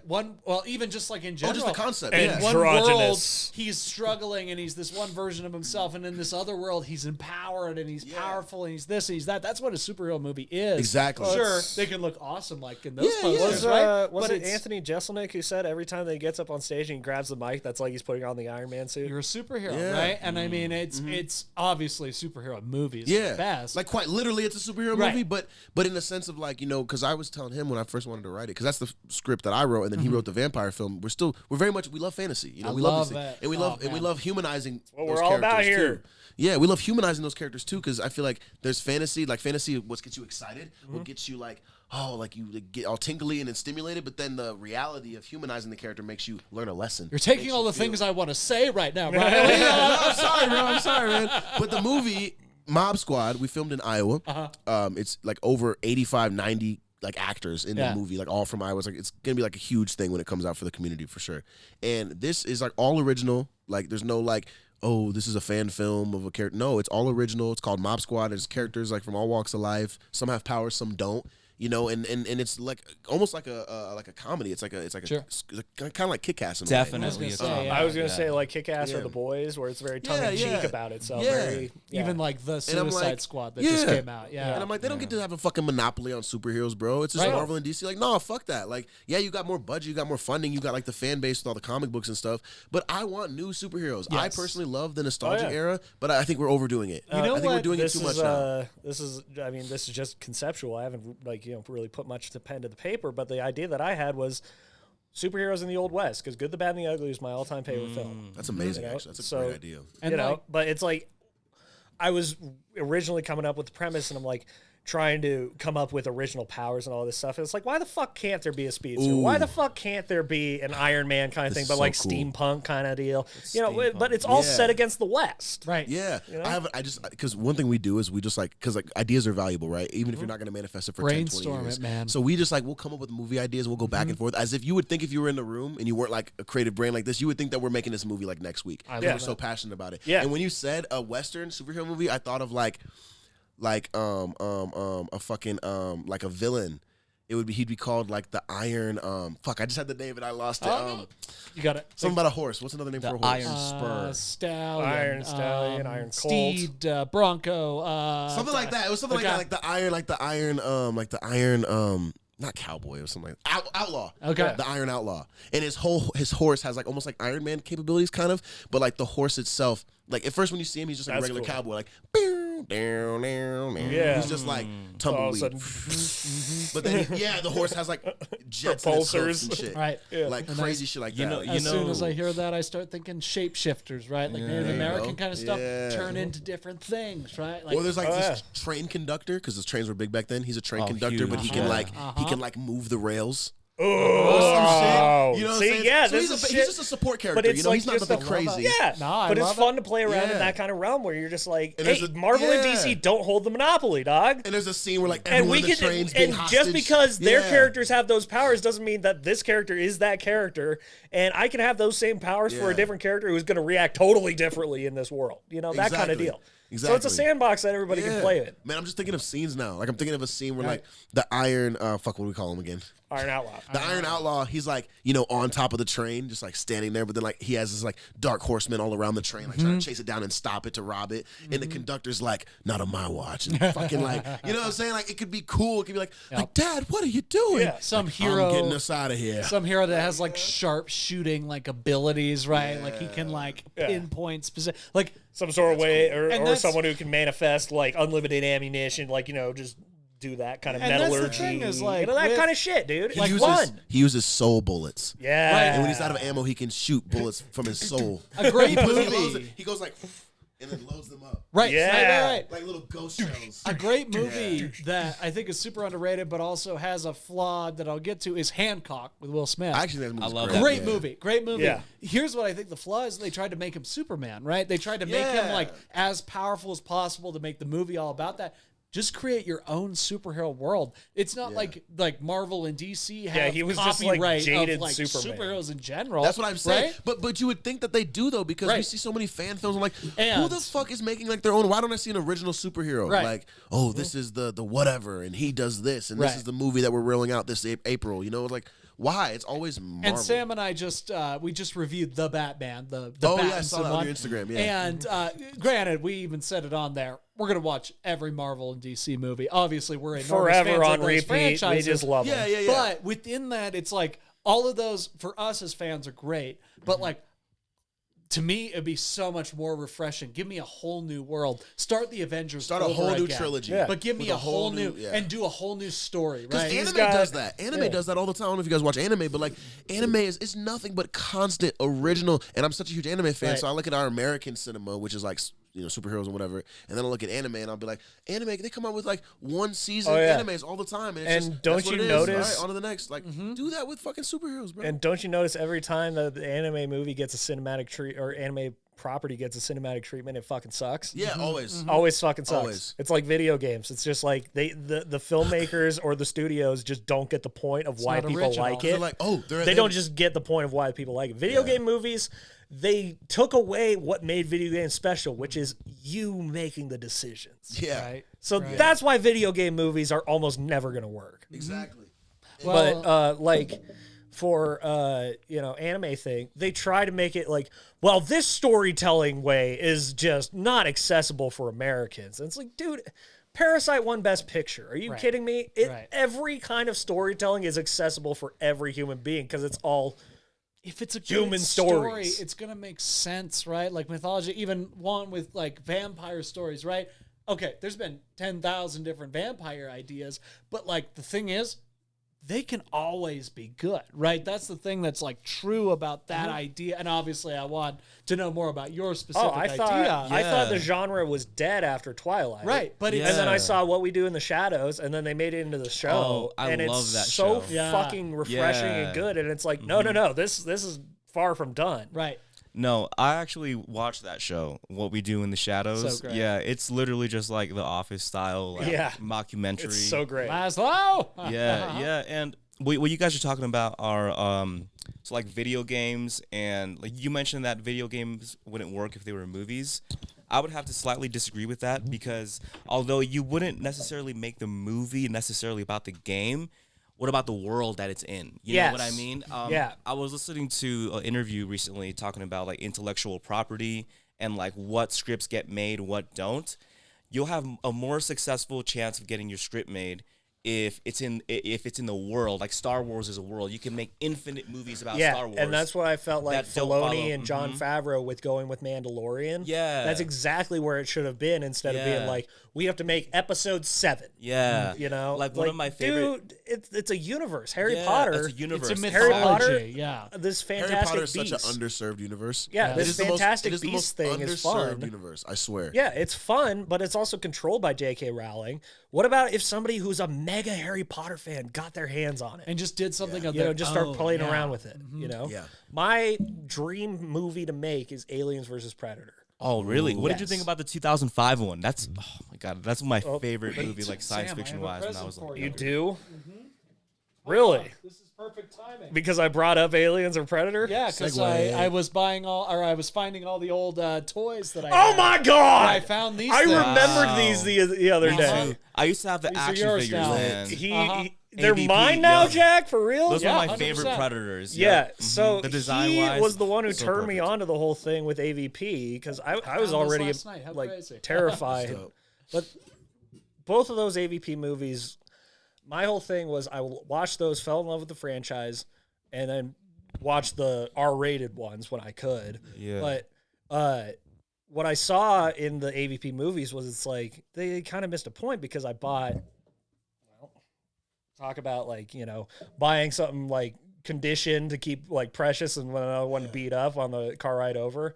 That top one right there, Aliens versus Predator, is the like special edition yeah. of this. I noticed you have an Alien 3 book right underneath. Oh yeah, there. no, it's And you have it's a lot of surrounding. Alien merch. It's, yeah, because I'm Yeah. trying to write this thing. Wow. But this comic book, I bought this in 6th grade. I read the comic book, the thing that first crossed over Aliens versus Predator, and I was like, why wasn't this the movie? Yeah. Right. So I'm trying to adapt that into a movie, you know, because it's like that should have been the movie. Why not make it the movie? No, Why not me? I feel you. I feel you you. know? And then a lot of the times it's like there's a lot of intellectual property that hasn't been made into movies yet. You know, whether it's a book, you know, there's like so many books out there that have like brilliant stories that you Totally. can like probably buy the rights for a really good price. And like try buying the rights for like a Star Wars like film. Okay, nobody has that much money. But if you have like an independent author who made like maybe another science fiction film that like has a science fiction book that has a lot of following behind it, that's a way better chance, you know. But honestly, like it's all about the universe, and you don't even have to make it about aliens. It could be a story about like a young Marine coming up in this universe who's like who has to fight these aliens, but he's never encountered them before. It's just a lore. Maybe people don't even know that they exist yet, Right. you know? And that's something that Ridley Scott's been doing with like trying to go outside the box with Prometheus, being Oh, like, there's yep. so much more in this Prometheus, universe and yep. everything. And then people were like, well, I thought we were going to see an alien movie. And then he goes, okay, well, then I'll give you an alien movie. And then they have a third one coming out. But then you have Fede Alvarez, who directed the Evil Dead remake. Did you guys see that one? No, I did not. It's really good, actually. Good? Okay. Surprisingly We'll good watch for a it tonight, remake. probably. Yeah, Okay, because okay. Sam Raimi was so Watch that. hands-on with it. But you know, he did that, and then Lights Out, I think, about the blind guy with the people like breaking into his house. Oh, that one. Yeah, there's two of them, right? There's a original and a sequel. Okay. He directed the first one, produced the second one, wrote the second one, but he wasn't directing it. But he's just been signed for an Alien movie, and I'm like, awesome. That would be a guy I want to see an Alien movie. Yeah, and what Juan was saying about, like, you know, sometimes you get the license for something, but you don't like use it for so long. Like I said, that goes to show it's like the ideas are valuable. Like just because your idea doesn't manifest now, like Alien vs Predator will be live long before us or long past us. Like, so you have your whole life to make a movie about something that's going to be relevant long after you. Yeah, you know what I'm saying? You have your whole life. Yeah, like just start writing it, get good. Show some scripts to some people you trust, like that, to actually give you honest feedback, and then eventually just start climbing the ladder, bro. Like, there's a way to do these things, and people just don't feel like there is, so they just don't try. No, really though. James Cameron bought the script, or I don't know if he made the script or if he bought the script for Avatar. He had that idea since like 1996 when he started making Titanic, and exactly. He had to wait literally so long for the technology to get to where he wanted it to be. In the movie Ray, like the Jamie Foxx movie, the Ray Charles movie, he had the guy said he had the script and he was gonna shoot it in like 90, like it was like 89, like it was like 15 years before it got made. But he's like, thank God I didn't, because I didn't have Jamie Foxx to play the role. Yeah, right. Jamie Foxx, I don't know if you guys have seen the behind the scenes, but he's a huge musician as well. So he played every Ray Charles song. They didn't have to do like, film Ray Charles playing his hands and then. He knew a huge, like he literally embodied it. I think to this day, I think that's my favorite character study of every film. Oh yeah, like someone who played someone else or like a biopic. Really like that's my favorite one, bro. It was hands down. Totally fucking crazy that year with the Oscars, where it's like he definitely won for sure for Ray. Oh like, yeah, he deserved it for Ray. Yeah, but then he was also nominated for Collateral, right? Yeah, for supporting actor in that movie. And then it's like on top of that, musician, and it's because Jamie Foxx is just so Jamie Foxx, dude. He's so good. He's so good. You know, and he was wasted on Amazing Spider-Man 2. Oh yeah, yeah. But they made up for it. They made up for it super hardcore in No Way Home. But the fact that they had to make up for it was just like, hey, Jamie, we're sorry that we didn't use you to your best of your abilities. Yeah. Another great example of that kind of what they call the blacklist, right? So I was going to say, script writers talk about in the particular, blacklist. you know, there's this idea where like you can sell a script, but still, even if you sell it, they might still just throw it away and never make it, right? Yeah. And so there's this whole thing called the blacklist, and there's this show on Apple TV now called Severance that's pretty wild. I mean, Was that on the blacklist? Yeah, it was on the blacklist. Ben Stiller found it in 2017.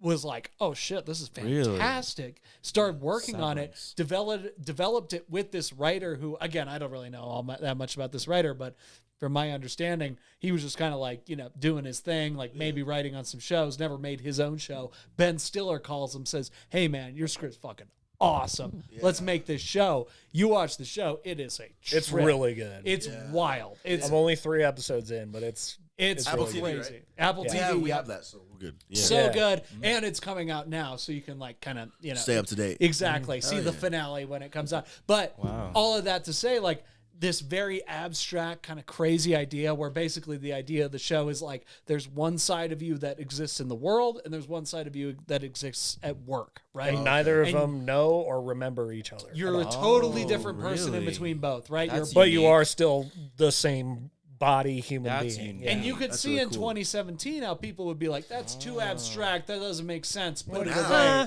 Now it's like, oh, yeah, we can grasp that. Yeah. It's a great show. I think that could fit into like the Black Mirror universe. I was just going to say. It's like 9 episodes. It feels like Black Mirror 100%. every episode. That's exactly what I would compare it to. I would say. But all of that is to say, like, create these things, give it opportunities. You never know. Ben Stiller could call you one day and say, I'm going to make your show with Adam Scott. How's that sound? And you're like, yes. Yeah. Because it's not like Ben Stiller gets writing credits on it. No. The guy that wrote it gets writing credits on every episode. He gets the creative by credits. Story by. Every time. And it's like, these things can be found. Even though your idea might be too advanced for this time and age, doesn't mean in 5, 10, 15 years, people aren't going to be wise enough to understand the value of the message. Well, that's the whole point of the blacklist. Yeah. And that's the beauty of art. It exists forever. The compilation of all the best unproduced scripts in Hollywood. Yeah. You know, where can you find this blacklist? I think it's just literally theblacklist.com. Yeah, I think it's a website. Yeah. Dang, okay, I gotta check it out. I've never heard of that. That's cool. It's cool. I learned about it in school and like ride along. Yeah. Ice Cube, Kevin Hart. Yeah. That movie was written. There's been 2 of them now. Yeah, exactly. That movie was written in 2004, Yeah. made and released in 2013. You know, and it went through several treatments. Like they got people like Jason Mantzoukas to rewrite it. Rafi and from everything. the league, if you don't know. Yeah, and like they got them to rewrite it. Then they got Ice Cube to produce it, and then he got Kevin Hart involved, and then that movie finally got made. Yeah. So even if you don't get any traction immediately, just make sure it's out there and just be like, hey, this is my writing. I always say the 12 Labors of Hercules exist into this day. That was written hundreds of thousands of years ago, right? Yet we still like that story, right? Exactly. There's a reason for it, right? And even though your story doesn't resonate now, don't let the world exist without your story. You know what I mean? Like, that's so important. Now, before we get you guys out of here, we got to talk about UFOs, DMT shit, like what we were talking about in the garage. Like, we've been too inspirational and creative and practical. We got to get abstract. We got to get weird. Guys, what do you think about aliens? Real quick. Real quick. BLCKLST. So blacklist without any vowels. That's where you find it. Wait, BLAC? No. So BLCKLST. Oh, so BLC. blacklist Okay. with no letters. That's where it is. Okay, no A and I. Okay, blacklist. Okay, cool. Yeah. Cool. All right. Could you give me a tissue, mate? Got you. Appreciate you. Can I hit your vape Allergy real season, quick? man. This just fucking me up, bro. For all you people out here that see me sniffling, I'm sorry. I'm trying my best. Altitude. God The damn it. dude gets to you, dude. I might have to take 3 The Benadryls dude gets instead to of you. 2. Is that what they say out here? No, I just made that up. I appreciate you. I feel like you put that on a T-shirt. It could be. The dude gets to you. The dude gets to you, dude. Honestly, though, you really could make that into a T-shirt and then just sell that at, like, I don't know, tourist shop. Let's do the rest of the podcast like this. Yeah. Judge me. Why not? Yeah. No, put some more Album- bandages on your face. You'll look more like The Weeknd, dude. Right? Album out now. Album out now. Okay for now. Okay, for On now. all streaming platforms. And I let look me just tell like you, this it's every day. It's pretty okay for all the time. Oh, thanks, bro. Let me tell you that. I won't take myself seriously. What do we think about aliens, huh? That's crazy. Yeah. That's a good one. They're definitely real. I think that they are. Well, let's go aliens and cryptids in general. The mythological creatures, Sasquatch, Loch Ness, Yeti, I think etc. So personally, I think that a lot of like our folklores or like things that have happened are just like because even today with all the cameras and all the technology, there's unexplained events happening. Yeah, So I think like the derecho, right? So the derecho we were just talking about, the wind, we could have easily like, you know, if this was like the 1600s, we could have been like, it was Amadeus, the wind monster. Yes. Yeah. He The was Jersey taking- Devil. Yes. And then if just so happened that like only the rich side of town was affected by it, then they could be like, oh, he was a defender of the poor, the wind monster, you know? So I think a lot of lore and folklore and like Sasquatch, I think someone really just saw like a really ugly fucking guy who was really tall running through the woods one day. And they were like, holy shit. And he was just like, He's the cause of fucking up my shit, you know? yeah. Or just like, you know, Sasquatch, like, oh, he was And furry. some being like, yeah. Yeah. I It's saw like Game that of too. Telephone. It's I like saw that too. It's Yeah, like it's the Game of telephone. Telephone. It's Exactly. like, oh, bro, did you see that big ass monster? It was hairy as fuck. And then he tells you, bro, did you see that big ass monster? It had no hair at all. Like, you know what I'm saying? Like, wait, what? Like, you know what I'm saying? But telephone. But then it eventually goes down all the way to, he's 7'5", big. But it's like, you've been telling this Sasquatch story for 400 years. Like, what the fuck? Like, so everyone got the details right for this whole story. Right. And also, nowadays, Sasquatch is still out there, even though we have fucking radar and heat vision and drones and all that shit. Sasquatch is still out there, elusive. Right. You know? I mean, it's cool But to it's be the so guy. fun. Yeah. It's really It's cute smell. so fun. It's cool to be the guy at the bar that's talking about the were gorilla out in the woods. You know what I mean? About the gorilla man that's running around. And I think, I don't know. I'm a big proponent. Like, I would say I'm a huge fan of everything mythology, monsters, creatures. Sam's known me since I was 3. That's like my main focus, right? jam. Yeah.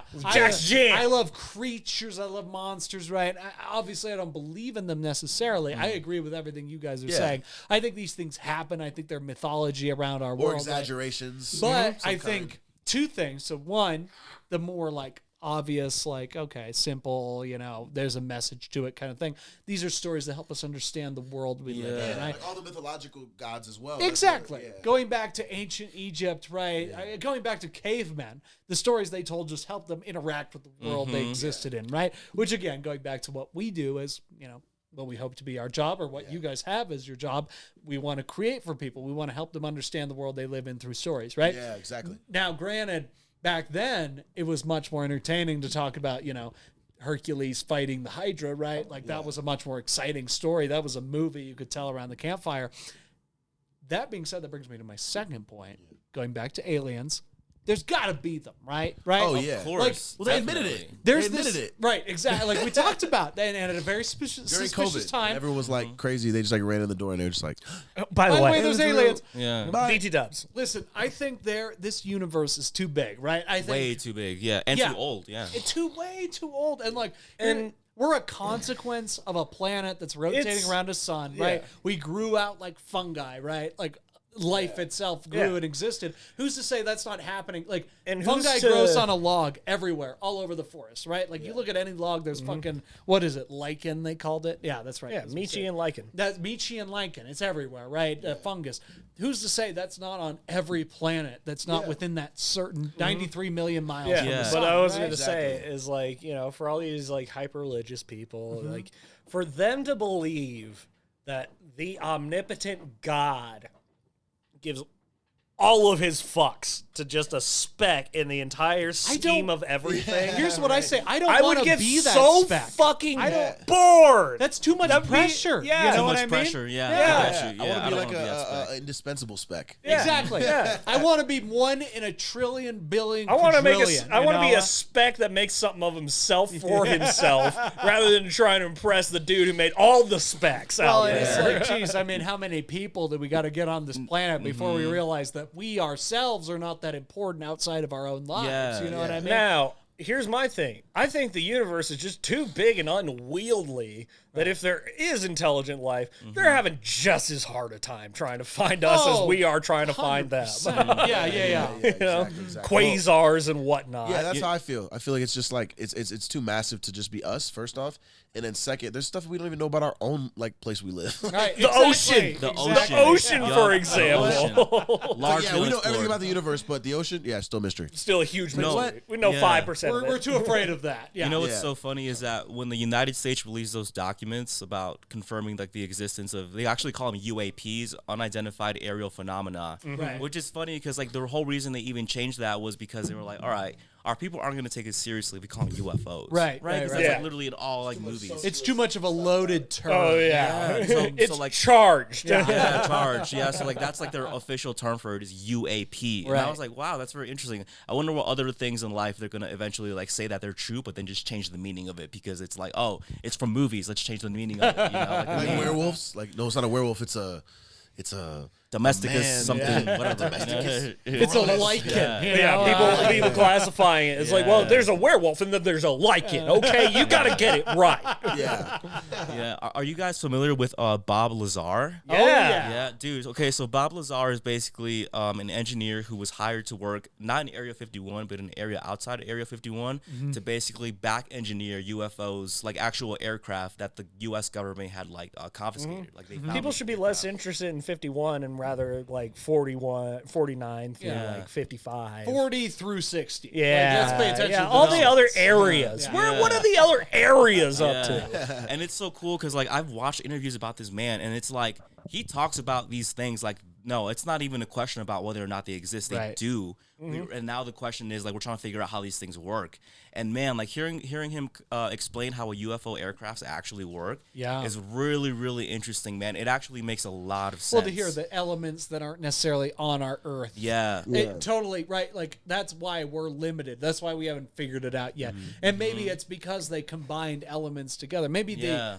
53 or I don't know how many elements there are. I'm not a science guy. Me I'm a either. history and English guy. People, calm yeah. down. Anyway, those like number of elements, maybe we just haven't figured out how No, to yeah, bring and them together. You know, yeah, that is true though. So supposedly like the element that helps fly the area like 53 or something. Yeah, but like the element that helps fly the aircraft is called element 115. 115. 115. That's And the it's one, like we yeah. can't synthesize it on Earth because it's like it just takes too much energy. Because you're talking about like if you want to fly across the universe without flying at the speed of light, you need something that has a lot of energy, right? Something like that's like the energy of the sun. You know, obviously we can't do that yet. You know what I mean? Until So all. real quick, real simple, like on how these UFOs work, right? So you have you got to bend time and space to like be able to travel like these long distances without their having to pass 1,000 years, right? Yeah. So in order to do that, you need to like amplify gravity because gravity can bend space-time, just like in the movie Interstellar, right?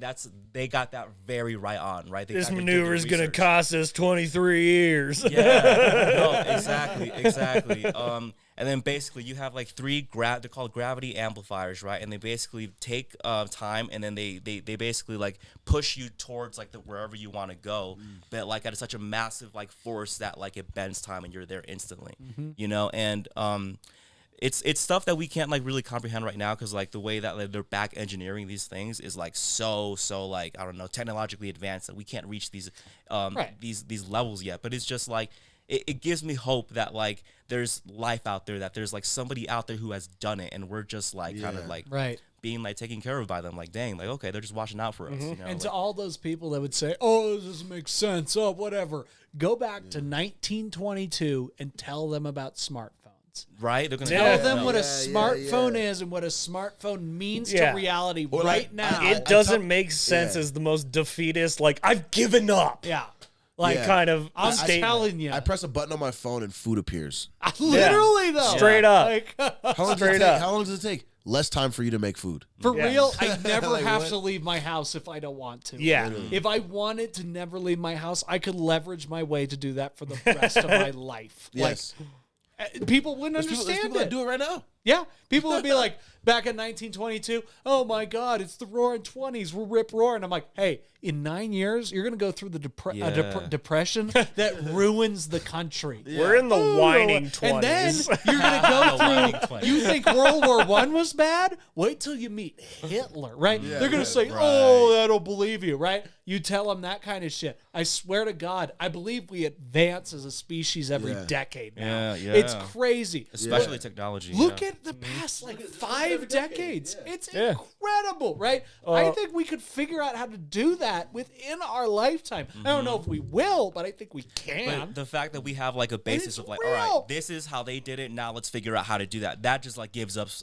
hundreds of years of a jump. And if Bob Lazar is right, we've been working on it for 5 decades. Yeah. Here's my thing about the advancement of technology. Hey, can you make it like at least slow enough that I can learn it quick enough? Well, that's the weird thing they always Because say is like it's just overtaking. They say with military technology, subtract a decade, right? So what we're experiencing now, they invented 10 years ago. Yeah, They just used it for themselves. They figured out how to use it to the best of their abilities, They whatever. were Tony Stark just blowing up the desert. Yep. Kind of shit. Except it's a 10-year difference, right? And I think that's real. And I don't think it's because humans are that smart. I think it's because humans have like either seen this shit or like we're starting to evolve into that place, and that's why we're advancing. Look at the scale of human history and then look at the past 50 years. It's not even comparable. Not even comparable. It's crazy. It's just a huge spike of like our, advancement.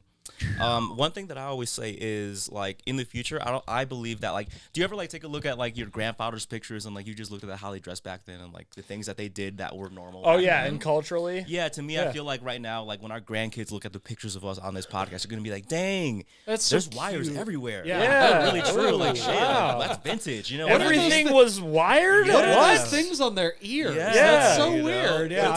just send a it's sound to their normal. brain? What? Yeah, Okay, A so phone? that's so interesting. Yep. Why Why is there metal there? Yeah. That's so weird. I'm a late kid. My parents were boomers. So my dad is 72. My mom is 63 on 64. Wow. And so it was funny because, like, I remember being in high school and just throwing it out there that I'm like, Dad, I would really love to live in the 50s. And he goes, no, you wouldn't.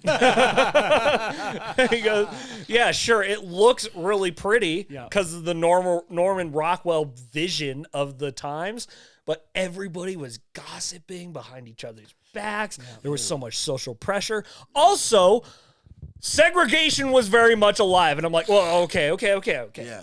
All right. I don't know what I was saying. I don't know what I was saying. Listen, there were machines that you could just choose touch now. the screen and it would change everything. Yeah. Yeah. So you can look back at this, like, rose-colored lens and all this stuff. But it's like, what have we learned from it? Well, so so we were talking a little bit in the garage about dimensions, right? Yeah. So like, you want to go there? Here's how we can like say, okay, let's forget started with this stuff. Let's forget about the alien. I know this should have been the first 2 hours of the podcast. This will be the final 30. Exactly. So with the idea of dimensions and stuff, I mean, let's posit a reality where it's like, okay, aliens don't exist. It's just a more advanced version of human beings. That's what I've heard too. That's scary. That's scary. what I know. Also, agree. the worst point of whoops, wrong sound drop. Wrong sound drop. But that was the point of the Predator, where it was like the Predator, the 2018 movie from Shane Black. The Predator species had evolved, and they just learned and just kept like genetically involving themselves. And then the one that we all know and love was like, hey, I'm here for the people because this is out of control. And then the big one comes down and he wants to steal and rip out the spine of an autistic kid to upgrade himself with autism, as if autism is the next level in human evolution. What? That's nuts. What a That's flaw. a lot. That sounds like a flaw. Let me tell you right now, it doesn't make any sense None. in the movie. Sounds like a plot. No, It's No, it is a stretch It's not that executed will well. tear muscles. And I'm like, hey man, do you even understand like humanity and aliens? Like the fact is like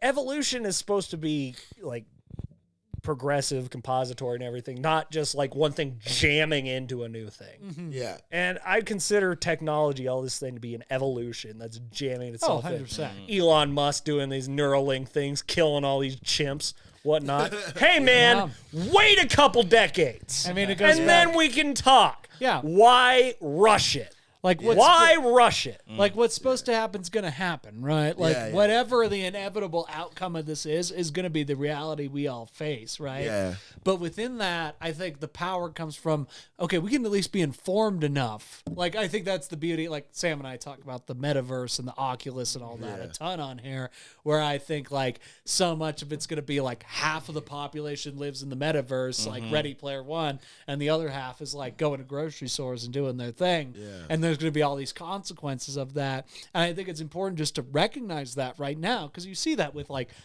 companies that invented smartphones could have never guessed the consequences of what smartphones would do. But because of the data they have, because of seeing that You're like, ooh, whoa, how what's smartphones this? changed humanity Wow. as a species, they can do that again with future technologies. And I guess worry, again, I don't have any control over it, so it's just kind of more of an experience. But my thing is like, let's recognize that. Let's recognize the power that these things have over us, right? Because going back to aliens and everything, whether or not it's aliens are coming or we're, going back in a circle, just touching, I don't want to say touching ourselves, that sounds weird, but you get what I mean. Going back and going like, oh, let's try and change this path.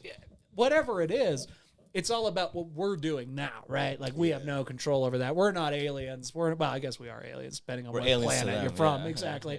But we can interact with this technology. We can interact with this stuff that's definitely not going away anytime soon, right? And what's cool about you guys is you're kind of on the cutting edge of it, right? Like you're doing the sort of enterprises that will, I honestly think what you guys are doing is going to become some of the most, if it isn't already, most important industries in our country, right? Entertainment's already in that place, but I think as we get more into VR, as we get more into the internet, as we get more into these technology-based philosophies is really what they're becoming. They're not just becoming like lifestyles, they're becoming philosophies that we live by.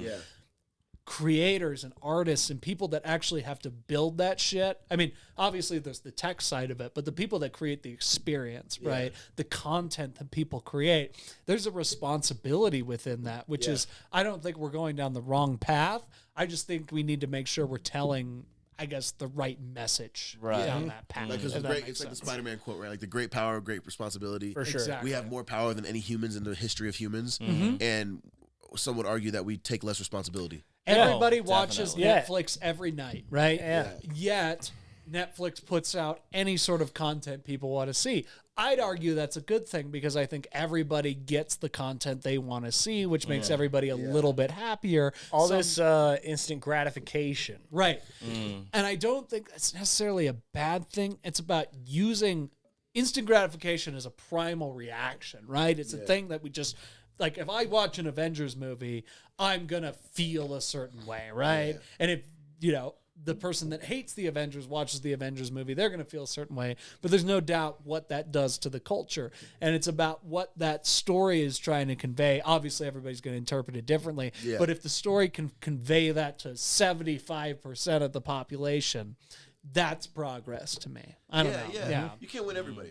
Exactly. No. You can't convince everybody. And trying to is a fucking folly. Oh, yeah. I was just say, like, the greater you want to be, the more you'll be misunderstood. Right.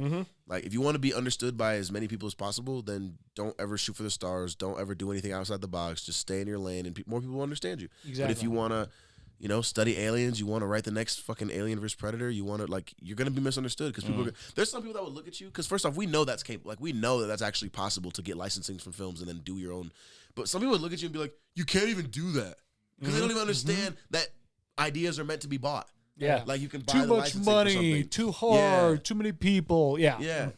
It's like, but didn't the other dude make that movie? Like, they don't even they literally just can't even comprehend how it even happens. So let me tell you, probably the most annoying thing that happens to me with writing, rather than writer's block, is writing something and being like, dude, yes, that's going to sell because it's not going to be super cost heavy. You know?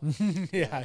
You write something and you just go, I just wrote a set piece that I'm satisfied with, and it's not going to cost them very much. It's so warped. It's so warped. Yeah. Because it's all rather than going, that. what is the best expression of this story, of this, whatever I'm trying to tell. But when you hit that moment where you're like, it's the best expression, and I can sell it super easy. Well, that's the sweet spot. Yeah. Ooh. That's the middle of the Venn diagram. But also, that's not the satisfied level I want to be. I want to be the satisfied. I won all the battles. Yep. You know? Yeah, but even then, features that have gotten made that get millions and millions of dollars of budget, even those people are cutting costs. You know what I mean? So I listen to podcasts and I'm thinking, I always thought, I was like thinking that, like, oh, if you get like this millions of dollars budget, you will never have like any question about the costs. But like hearing these people talk, it's like, no, you have to cut costs even at the big level. So I'm like, oh, that makes me feel better too, you know, like being like at a smaller level. Like, you know, for so that doesn't change. Yeah, for a massive, massive Hollywood production to come in under the line budget-wise, rare. And there's rare as fuck. And if they do, that movie automatically gets a sequel. And there's something to be said for being able But that sequel gets greenlit with the exact budget that they came in under the wire with. Yeah. Where it's Or like, you sometimes work even with less. the movie that you Yeah. saved us and less. But there's something to be said about executing that same vision with those restrictions. Because if you can do that, then it's like, okay, I think I realize I'm bigger than just like what I think the set pieces need to be or what I think this needs to be. I am able to create this the way it is allowed to be created, I guess, which is, I think, another place a lot of creatives have to get to, which are just artists in general have to get to, which is like, okay, I'm going to make this as good as I possibly can, but also the business side of it, which I'm sure you guys at this point know significantly more about than most anybody on this planet, where it's just like, there are certain things I'm going to have to sacrifice. How do I still tell the story I want to tell with those sacrifices? Yeah. And if you can make that decision, I mean, that's a level of strength that I think most people never get to in their lives, you know? Yeah, you got to balance, like, you know, you have a goal of a film. Like, I want people to feel this way, or I want this message to be given. But if you can cut costs and all those things still happen, and it's not like, you know, something that's going to make you regret your film or make people less passionate about it, then fucking do it, bro. Cut costs, because then you can spend more money on the marketing. You can spend more money because we're going out to England again. Now we've finished filming the movie, but we got to go back out and do some ADR, some, you know, for the people watching at home, audio dialogue replacements, like moments where the actor maybe yelled a little bit too loud and it clipped the mic, or it was too windy that day. Like, so we got to go out and do all that stuff, but we're mainly going to be doing stuff like this, like doing podcasts and spreading the word of the movie and doing press and stuff. But we wouldn't have that money if we would have had to oh, we got to do this thing. We got to do this thing. And these things aren't really important to the message of the film, but we spent thousands of dollars on them, and now we can't market the movie. Yeah, like we could have made the vampires fly in the film, but then would it have been worth the extra $2,000 that would have cost? Like, no, like, it's you write with what and you've you seen have it before. available. You've seen that before. Story is king. So why pay extra Story is money king. for something that you've already seen? So all the fun stuff that you throw in there, that's all extra. But if it's not telling the story or driving it in a meaningful way, that if it was not there, it would just destroy the movie. Yeah. Then that's where you can make the compromises. Yeah. That's where the first draft is the funnest draft in writing a script, right. where you're just like, I'm putting all the shit in there I want to have happen. And then draft 2 is like, let's get real. And then draft 3 is like, let's get really real, okay? Yeah. Which I always say too, because I was, at least when I first started writing, I was very much like, with the initial vomit draft, I'd be like, well, let's cut some corners and just make sure it's like the perfect draft, right? So I don't have to keep rewriting it. Yeah, that's always a problem for me too. And that kills your creativity, because with the vomit draft, you at least set the boundaries of the sandbox, right? You at least say, like, this is how this would be perfect to me. Like rules of the universe, for example. Like in Star Wars, it's like this thing exists called the Force. Yes. We can define exactly who uses it and what it does later, but it exists, and it's something that's like telepathic and it's within you. Boom. Okay, moving on. Instead of these a are massive, the physics, these are the social quandaries. Lightsabers or crystals found on another planet, and they make a laser and it cuts through flesh. Boom, leave that over here. Space has sound. Yes. Right, yeah. So that's Star Wars. Make it as big as Space has possible. sound. And Space let's say has sound. maybe you had this huge, Force set piece that, right? But you're like, okay, the important part of this is actually what the Force means to the people that use it. Yeah. So I guess I'm going to cut this part out, which kind of sucks because it would be really cool. But if I turn it into like this monologue with Obi-Wan Kenobi, it's going to be that much more impactful for Luke. Yes. And I won't have to spend that money. And I'm actually going to make a better movie with it. Right? Yeah. And if you're open to those kinds of changes and those You sorts have of- to be. You have You won't it's even the make a only good way. film. I'm convinced there's not a single filmmaker out there that Right. wrote a script and was like, yep, this is exactly how it turned out. Right. What? And No, that's how it absolutely goes. not. Absolutely not. Yeah, that's how it goes working with any sort of producer or production side. That's like a big investing backer or studio or whatever, where it's like, we've bitched and moaned and complained about how studios have fucked up movies on this podcast ad nauseum. And the thing that we've come to is like, the studio doesn't want the movie to fail either. No. So the whole thing But is... it's a combination of either pandering, you pandered too much, fail. We felt that you pandered, we didn't like it, boom. Yeah. Or you didn't read enough of the original lore to know what we were expecting from Exactly. this. So you went too original. Yeah. I always say this all the time, and this is so true. Like, if I go to see a Spider-Man movie, which my favorite superhero Spider-Man, my favorite comic book character of all time, Spider-Man, right? Yeah. I want to direct and write a Concur. Spider-Man film. Love it. That's my dream. That's my dream. Pitch it, Jack. So Got with the some Spider-Man ideas film, for you. Don't Okay, worry. perfect. So the Spider-Man film, it's like, okay, I want to walk into this film original, but I know three things better fucking happen. This nigga better swing around the fucking city. At some point, you better swing around the city. I don't give if you made a Spider-Man film where Spider-Man never swung around the city, it would be bad film. Bad film. I'm sorry, I don't want to watch a single Spider-Man film where Spider-Man doesn't swing around the city at least once. Yeah. So although I want original, I still have expectations. Right. Exactly. So where the studio gets fucked up is that they think, oh, original. But I still have expectations as a fan of this before you got your hands on Or it. they'll go fan service. And then I'm like, well, we've already seen this. The old one's better. Exactly. So it's a line. You got to tread it. Hit the Winston button. But that's why I love Winston. But that's why I love anime, bro. Like, I just can't harp on it enough because anime has inspired my writing so much. Because you have studios that make hundreds of animes a year. They'll be like, oh yeah, hey, we know this film's not competing with Naruto or Attack on Titan, but we really want to write this because it's really cool. It's about an alien parasite that goes in this guy's hand, and then they have to live a mutualistic life. So there's moments where the alien hand has to like eat humans, but he's like, no, you can't fucking eat my sister. So it's like, Venom. Venom, yeah, but this was before Venom. This was like Exactly. Venom got it from that. I'm sure. yeah, I'm 100% sure. I'm positive. This is like an old Japanese manga, like you know what I'm saying. So these things but I like how they can be like, okay, yeah, one season. Oh, the fans didn't really like, they didn't really like care for season 2. That's fine. Next anime. Like, but here in America, the studios are like, oh my god, should we do an original Western superhero or should we do Cars 4? Yep. Yeah. Cars 4 easily. Let's just do that. Exactly. It's easy. We'll do That's that. something We that can use some of the Jack same and animation I. before. Yep. I don't know if it's like anime style or what, but because we're not very familiar with anime. But Jack and I clung to this style very early on because we fell in love with True Detective and Fargo and all this stuff. This anthology series where it's like each season is a complete story. Boom, move on to a new one. Yeah, yep, like American So Horror if it Story. sucked season 2 of True Detective, boom, we still can make season 3, and season 3 is just fine. You know, it's great. Fargo, you know, season 1, great. Season 2, the best. Season 3, all right. Season 4, pretty damn good. Yeah.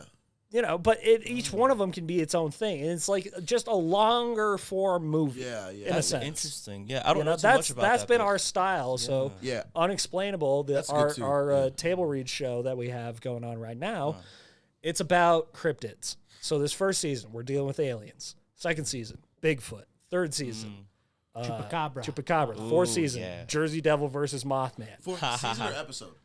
Seasons. Oh, okay. 10 Gotcha, episodes Yeah. in each season. But they're going to be wow. complete total we're stories way in per. over our head. really but But yeah. if I really one like that. sucks and the show gets canceled, we can still have all those other ideas and take them and pitch them as a new show. and never Yeah, have exactly. to compromise the original idea. Rather than just being like, how many times can we make Bazinga still funny after 12 years? Right. Huh? Exactly. Big Bang Right? Theory. Oh my God. I think some studios also choose to make things shows when they should be movies, and then movies when they should be shows. Mm-hmm. Like I've watched a lot of movies, and I'm like, Case- there's so many questions. This should be a show. Like I don't want this to end. This should be a show. You know. Case in point, perfect for the time that it is. Disney Plus makes Falcon and Winter Soldier, Loki, WandaVision, all these Disney Plus, Hawkeye, you know, extra TV shows, Marvel shows. Eternals, they crammed so fucking much across 11 characters in 2.5 hours. Yeah.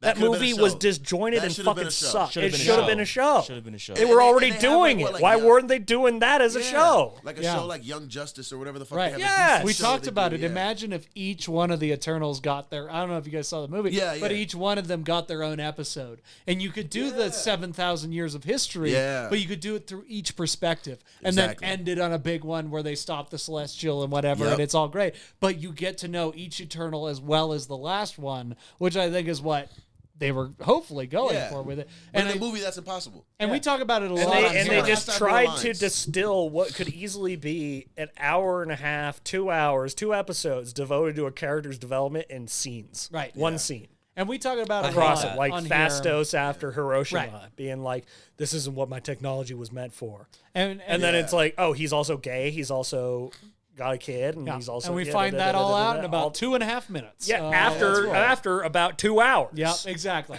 After you forgot You know? that this character might even have Yeah. been in the movie Yeah. to begin with. So when it comes to our projects, when I think about stuff with that, it's like, is this story worth it, or is this story small enough to be a movie or big enough to be a season? Yeah, because they always know? say like, Because it's shifted now. yeah, All the original ideas are series now. film has turned into a director's medium, where television has turned into a writer's medium.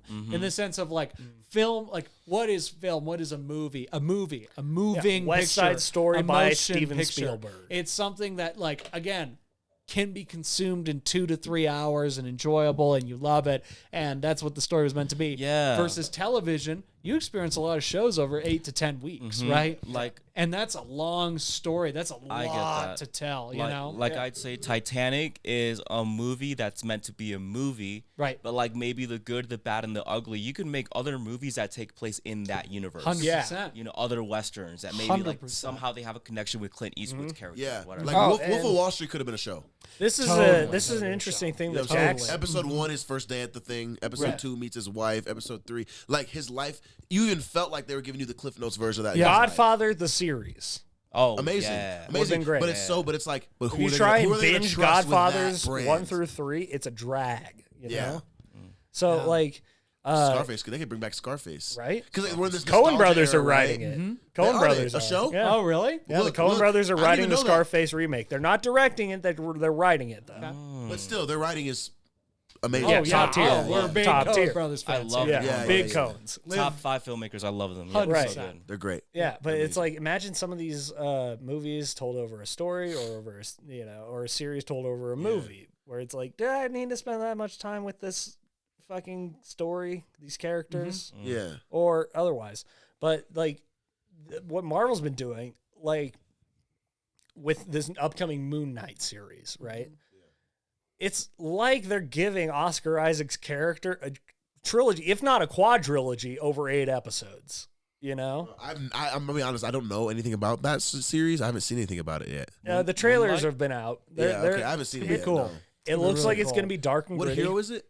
Moon Knight. Oh, Moon Knight. Yeah. Okay. Yeah. Moon Which Knight. is cool because like you don't know about him, you're gonna get 8 hours to get to know this character Yeah, if you're yeah. interested. It's in a learning trilogy about in this, right? 8 weeks. Yeah, you know, amazing. which is basically. like I think a super cool And opportunity. you've been doing something that I found very, very, very cool, where you've been breaking up the MCU, going through it as if episodes. Oh yeah. So he'll stop a movie at like Act what? 1, Act Act 2, 1, Act Act 3. 2, Act yeah. 3. Mhm. yeah, Oh, and just break it yeah. down. It's like, could this have been a series rather It's than all a one movie? giant 45-minute episode per episode show. Yeah. Yeah. Mhm. I pretty think it's good. possible. It's I fun. think it's possible. Oh yeah, it's fun. I mean, obviously they're movies, so like you don't get the big climax, depending unless you finish the movie.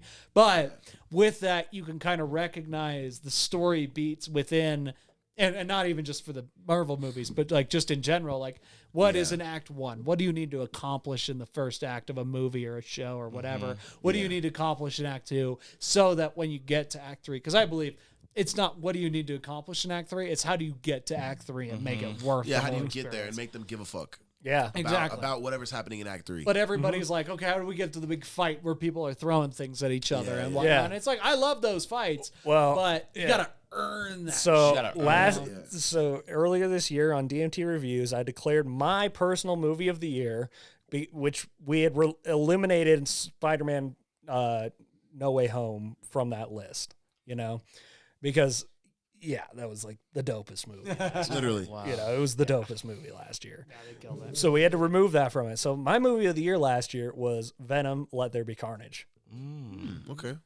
And a lot of people were just like, well, that movie just felt very rushed. It's only an hour and a half long. It's da, da, da, da.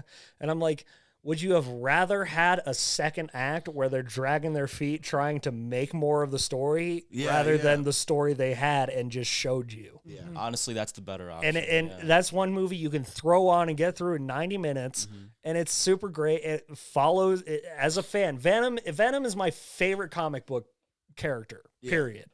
Venom and Bane are my favorite villains. Period. Yeah. But Venom is my favorite Villain's comic book character. Venom's like an anti-hero. He's not Exactly, even like a full because villain. he made that transition. Bane never did. Yeah. Exactly. Venom, and I've always been attracted to anti-heroes like Shadow the Hedgehog over Sonic the Hedgehog, you know, Thanos, but Venom's the one that like always grabbed me right away. Yeah.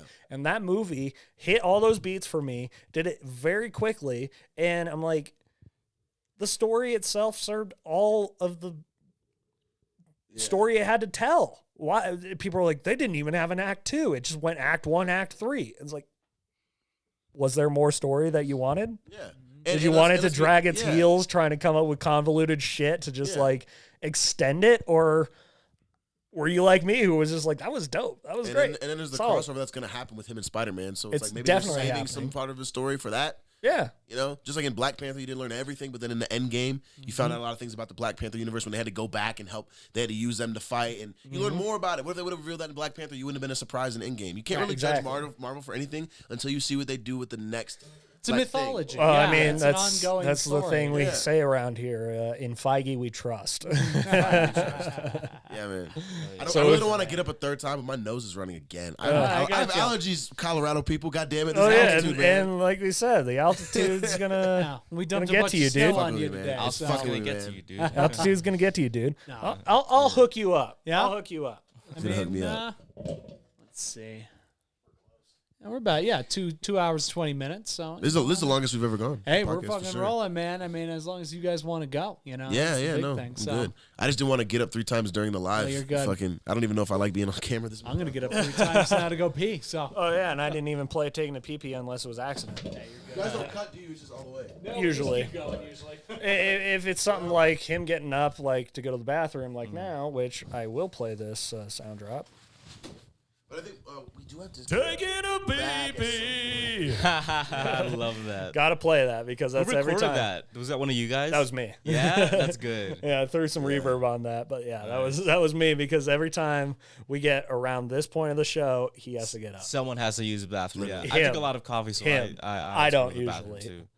Yeah, that's great. But That's I mean, fuck yeah, man. I mean, I've genuinely enjoyed been chopping up with you guys. Definitely. Hell yeah, Like- bro.